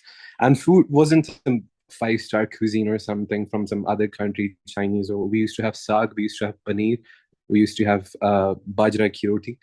Now, as for the touch was beautiful. I used to I remember the rope swings that peeled my palms raw, and then I remember the grit of wheat sacks under your head, and the sting of neem thorns tearing in your skin. All of these things, and the cordon of your mother's dupatta hanging on the lines in the sehen.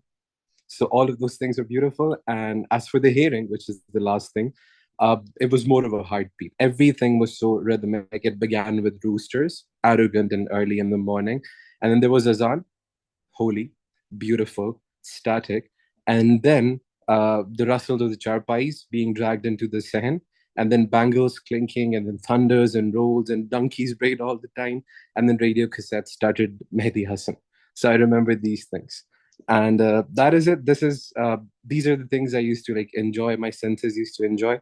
So I still hear them. I still feel them right now, even. And now cities try to polish that past, smoother it, and then with touch screens and scented candles and stuff. But I think I still remember that barefoot child with cracked heels and infinite curiosity, chasing kites and stories. Thank you. Wow. What does one say after that? Yeah, mind blown. Seriously, thank you so much. We were there with you in your village. Sorry, can you let me know what village were you talking about? I missed that actually. Hassan Abdal. Hassan Abdal. Yeah, the one with the carrot college. So the curious thing is, and I don't know, I like to go on and on about my hometown, but just substitute the songs, the radio playing Mehdi Hasan songs with the radio playing Lata and Rafi songs, and you would have my household in Quetta. The funny thing about Quetta is that it is inhabited by people from all over. Like it has ancient settlers from Punjab, from Sindh, from of course half of the population is Pathan, 25% is Baloch and Marathi, and we have people there from Afghanistan, from Iran, from Central Asia, and each and every one have brought their rural culture. So all the things that you mentioned, the the the, the cow dung, the smoke, the charpais, the radio, each and everything I got to experience, if not within my household, then as soon as I stepped out of my house. Because back then also Quetta was a lot less urban than it is today. So we had rural population uh, in a tapestry with urban population. We didn't have to venture far to witness the typical sunrise in a village. So what can one say? One thing that I noticed in your speech, and I think that was the most beautiful part of all, the sight, sound, and smells don't have to be conventionally beautiful in order to have beauty, right?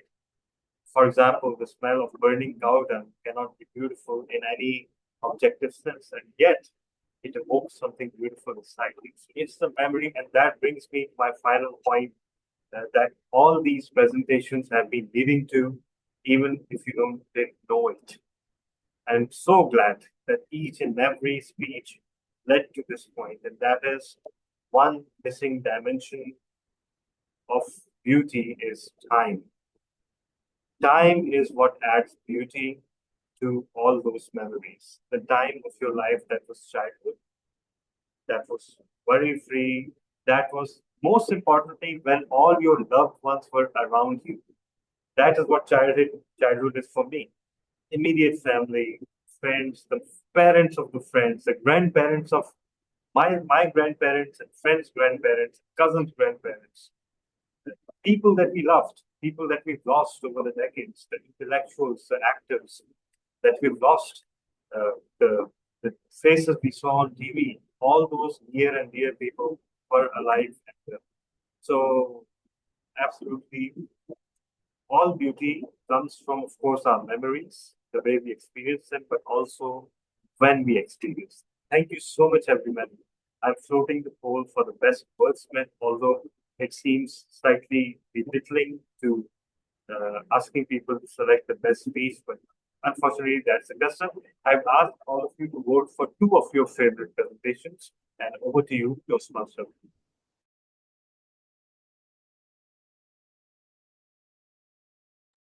Thank you very much, curator of the Let's Word It segment. I'm absolutely spellbound and speechless after that presentation.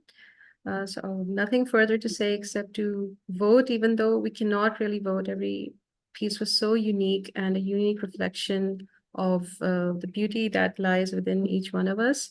But still, whatever you feel that spoke to you, please do give it a vote, give it a thumbs up. And, while you're voting, I would now like to call upon our general evaluator for the day, who is one of our newest members, who set the record for participating in a tall tales competition before she had even given her icebreaker. Very, very talented, very exuberant, very bubbly personality, also quite mature for her age, but keeping in with the Gen Z's enthusiasm for all things current and all things present, and bringing joy wherever she goes. Before I formally call her in, some final words.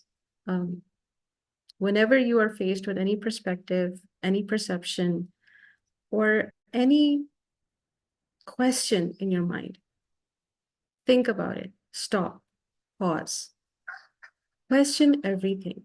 Ask yourself, how do you know? Is this really the reality on ground, or is it just a manufactured scene in my mind? Because our brain works through the language of images, and we are bombarded with images of all kinds in our daily lives, in the media, by people around us, and in our own selves.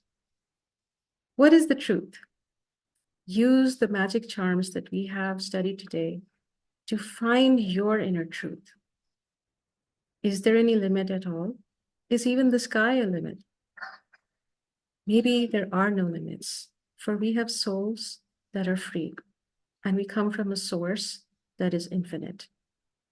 So let's break all of our challenges, all of our limiting beliefs, and let's connect to our highest source or our highest origin, that of infinite abundance. And with that message, I would like to hand over the stage to General Evaluator, Toastmaster Aiza Osmani. Thank you, Meher, for such a lovely introduction, like every time.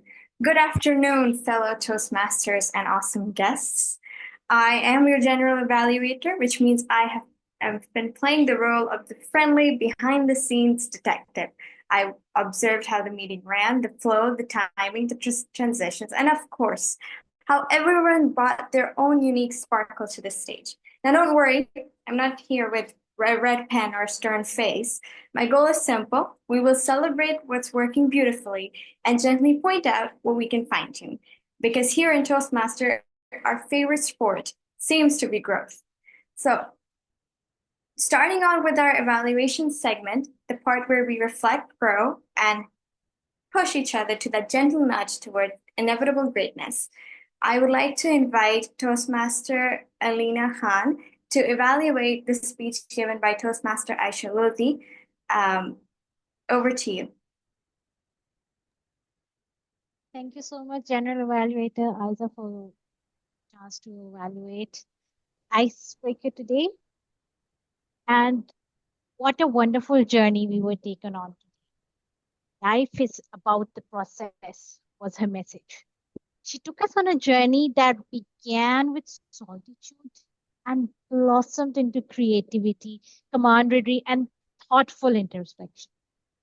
Aisha, your icebreaker was an authentic, engaging glimpse into the person you are becoming. And I commend your courage and thoughtfulness in sharing your story. Because once you started it, and then when you talked about medicine, you talked about literature, you talked about painting. And in that short span of time, you had made us delve into such creativeness. The narrative flow that I would want to commend you for, from being an almost an only child, what a narrative that you started from, to diving into fiction and then transitioning into hostel life and medical college. That was boring at the beginning, and then story started unfolding into chapters of a compelling novel. Your passion for literature and art, where you referenced to Agatha Christie, Impressionism, Harry Potter, and you created a story that was relatable. You anchored us all with your icebreaker. I especially love the line where you mentioned about Agatha Christie becoming a detective and how you think in it to a detective manner, and to have that while you're also becoming a doctor. Thumbs up for that. Your reflection and depth was commendable that you have used in your speech. You brought up complex themes like perpetual inequality. The word itself is making me stumble a little bit. That theme that you had added to your the speech that started out simple, but then it became complex and also very gripping. The value of friendship and embracing the process of overcoming the outcomes of it all. These gave the speech the depth beyond, a mere biography that is expected in an icebreaker. However, there are certain recommendations that I would want to share that would make the icebreaker more compelling. I do agree that when it's a virtual platform, you don't have a lot of stage to move around, but you can use your hand gestures. So, and you can use voice modulation. For example, when you are pausing, when there is a powerful statement, like you mentioned, life is about the journey. Give a pause over there. Or when you are telling us about your favorite characters like Harry Potter and Agatha Christie, you can add voice modulations like Harry Potter with that wand, or Agatha Christie with that, detective-like abilities in herself.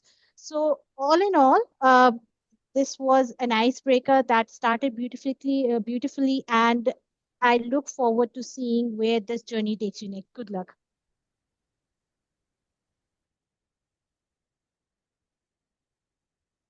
Thank you, Toastmaster Alina. That was very thoughtful and a very encouraging evaluation. I'm sure the speaker and all the listeners have gained a lot from it. Now, it is time to hear from the one person who has been listening more closely than anyone else. I'm not judging, but to lovingly correct us all.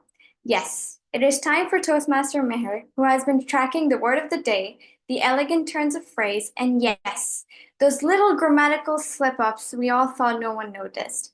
You have 1 minute. Over to you, and please go easy on us. Thank you, Toastmaster Isa. Indeed, I will go easy in the interest of time, just give you a quick outline and rush through. I'd like to commend the overall use of language. It was fantastic. It was beyond expectations.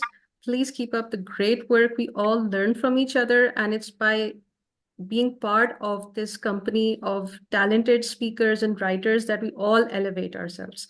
So amazing to be amongst you all. I'd like to commend excuse me, my throat is not supporting me today. I'd like to commend Toastmaster Alina for using the word of the day. If I remember, Toastmaster Ijaz, he also used it twice. Great job. It was not an easy word of the day. It was selected by our usual resident language evaluator, Toastmaster Noor, the infamous, the famous, who's not able to join us for personal reasons, but it was a very favorite pick of his. So awesome that you were able to use that. I would like to mention some exceptional use of language by all of the writers, just a few examples and more inured to the suffering of others. Toastmaster Kashif, journey of inner knowledge, creative expression, the Toastmaster Asghar, olfactory receptors, debris, milieu, pinnacles. And then we had our guest, Abdul Moise, who just absolutely blew us away with his use of metaphor and descriptive language. 5 witnesses, calling those senses by that description.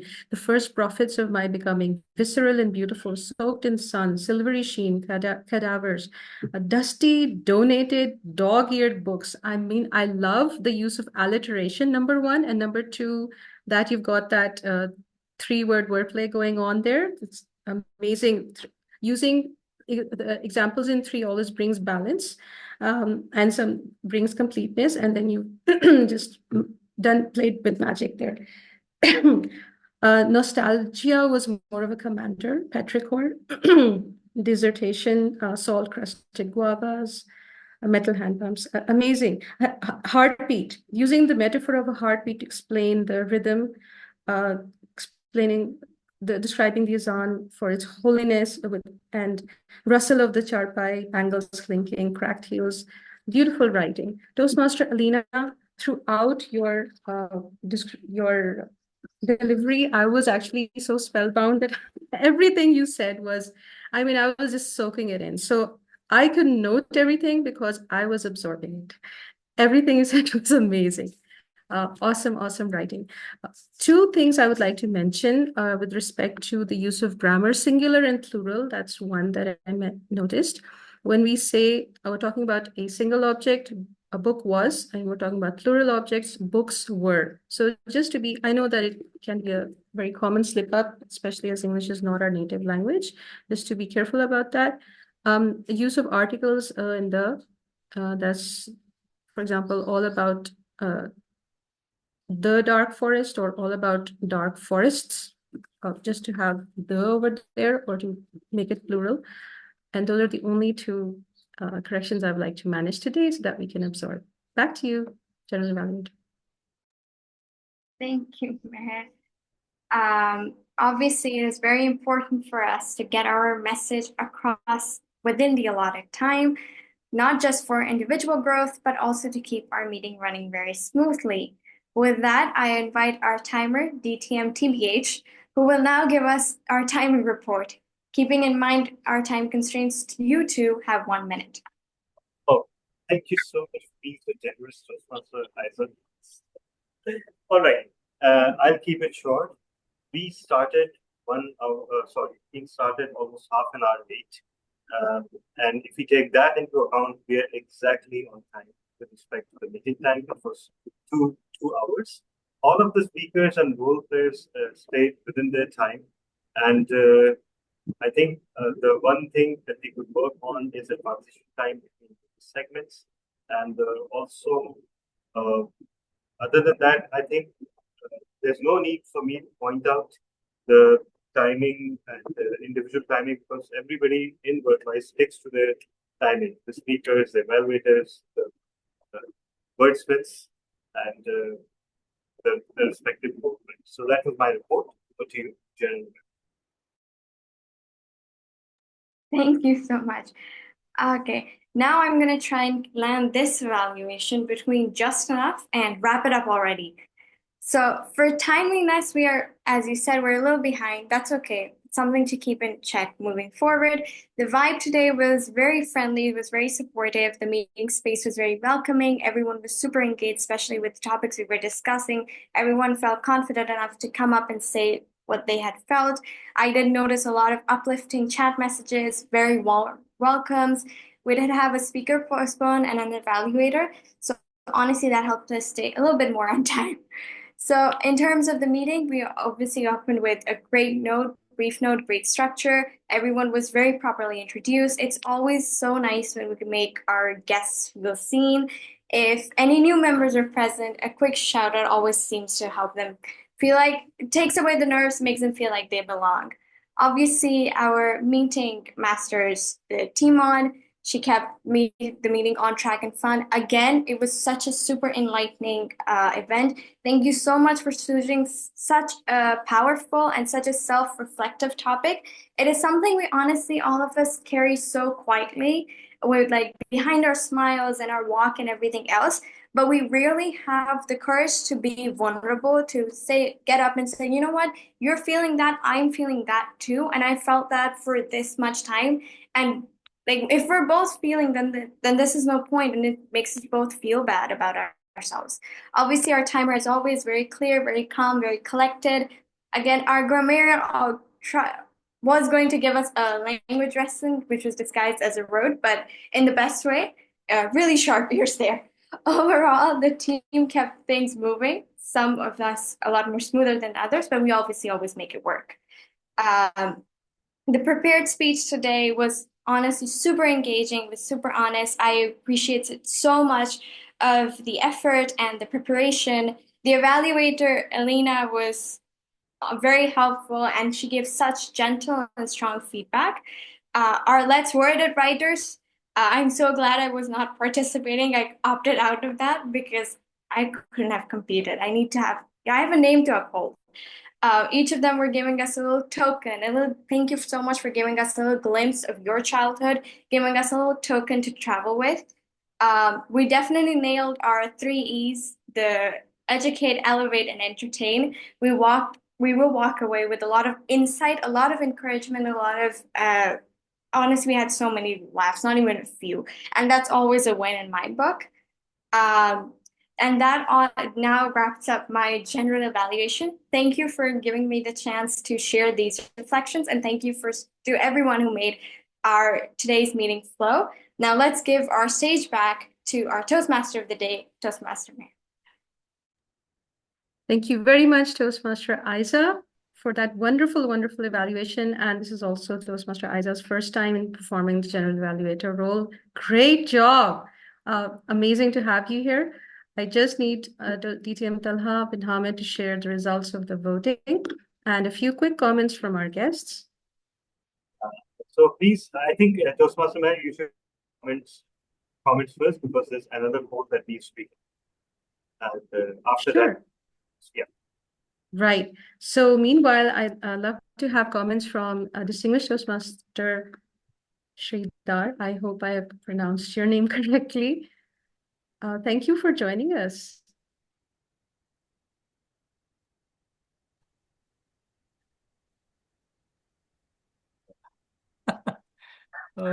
Oh dear. I'm not sure what to say.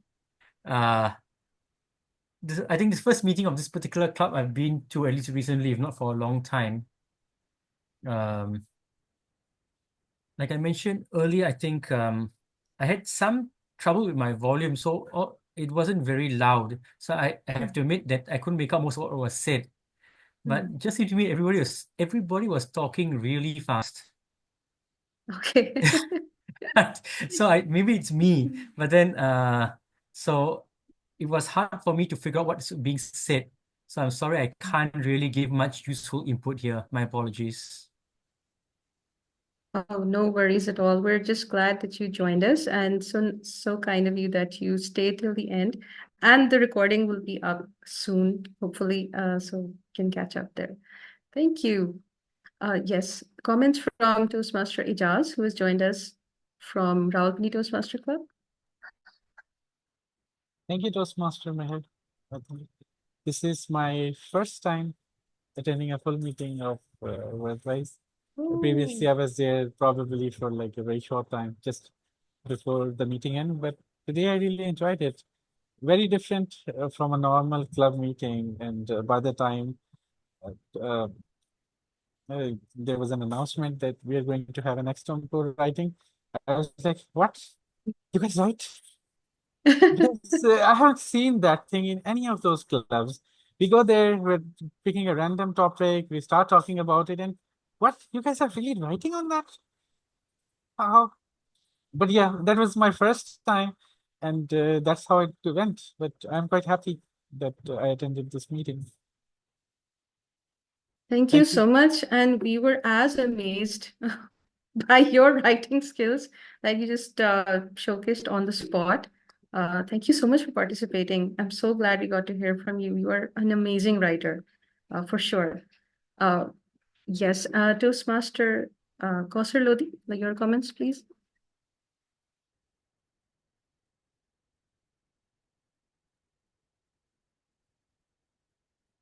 All right, Toastmaster Kausar might have stepped out for a bit. Sir Abdul Muiz, would you like to comment?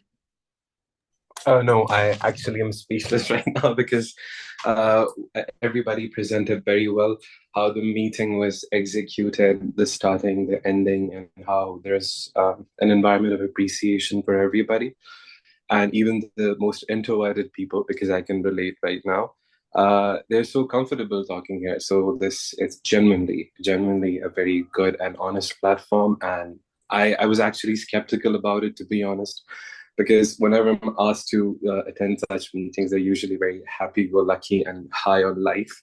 A tad bit realism goes a long way in a lot of making a lot of people comfortable talking. So yes, I was very much satisfied with today's meeting, and it's genuinely very enlightening. I learned a lot of things today. Wonderful. So happy to hear your comments, and I loved your perspective on being real, being cheerful as well. Amazing. Yeah, a bit of spice, bit of salt. That's what makes it addictive, I hope. Right. Toastmaster Kausar, yes, you're here with us. Yes, thank you very much for giving me this opportunity to talk and to say a few words. I'm truly inspired. Now I know what a Toastmaster Club should look like. And the way you have conjured everything, you have come up with the idea and you taught us. I felt like I was listening to a psychiatrist. Wow. So, may I ask if you are one? I am an associate practitioner of NLP, yes. Oh, I could feel that in when you were enlightening us with the strategies, how not to use these type of damaging language in our lives. So I can feel that. Oh my goodness, but that was awesome. And everybody spoke so well, and that senses, five senses, and the people relate them. They were able to relate them with their childhood and share their childhood memories with us. I'm truly inspired, and please consider me in for your next meetings as well. Done. Sold to the highest bidder. Yeah, I'm inspired. And your general evaluator, oh my God, she just nailed everything in one glimpse. She just did it. She कोसे में बंद करना, दरिया को कोसे में बंद करना. She just said everything. So I'm so happy. I'm so glad I found you people. We're so happy to have you. Thank you so much for those wonderful, encouraging comments. I couldn't agree more. The succinct way in which Isa wrapped up everything and made up for our overtures in time. You have to fix that. Thank you so much. And we look forward to hearing from you in our next meeting.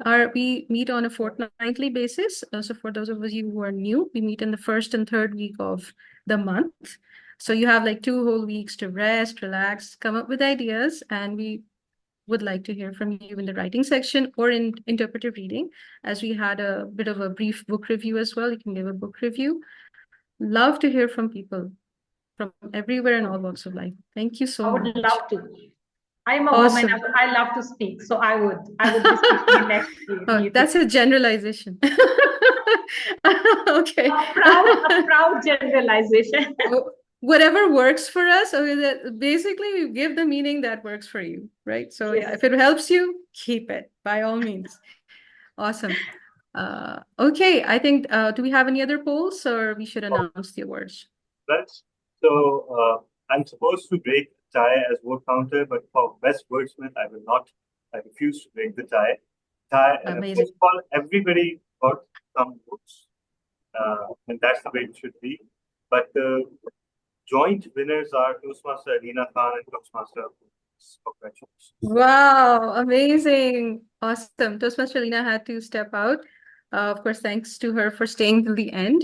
And I did want to take her comments. I will inform her. Best major role narrowly goes to our Toastmaster of the day, Toastmaster. Really? I was not expecting. Oh, thank you. I voted for Isa. My vote is for Isa. Thank you so much, everyone. I hope that this meeting gave you value. Thank you for staying with us till the end. And our next meeting will be in the first week of June. I will circulate the date. These are our final 2 meetings for this tenure. We are looking forward to elections that we might probably have in the next meeting. And we will be welcoming in the new EC. If you're looking for a space in our membership in our club, most welcome. Toastmaster Koster has already signed up. If you're looking for a space in our incoming executive committee, please do sign up. We want to help create more leaders and more visionaries who can take this club forward. Toastmaster Jaws, I'm looking at you. Toastmaster Kashif, I'm looking at you because I know you both have the experience and the vision and I would say the vibe to encourage people to go forward. That's all from my side. And see you in June. Thank you so much. I would talk to TM Talha, and then I'll decide if I would like to play some role in EC. But for the time being, I would just like to participate as a speaker and as a listener and different small roles. Absolutely, absolutely. Very welcome. And yes, a very important announcement that on May 27th, we have the Urdu speech competition online. And on May 31st, we have the final IEC and Tall Tales competition in Lahore. So if you're able to make it, please do join for the Urdu competition. Everyone can join, it's online. So globally, audience is welcome. Thank you so much. Take care. Thank you. Thank you. Bye-bye. Thank you. Thank you. Thank you.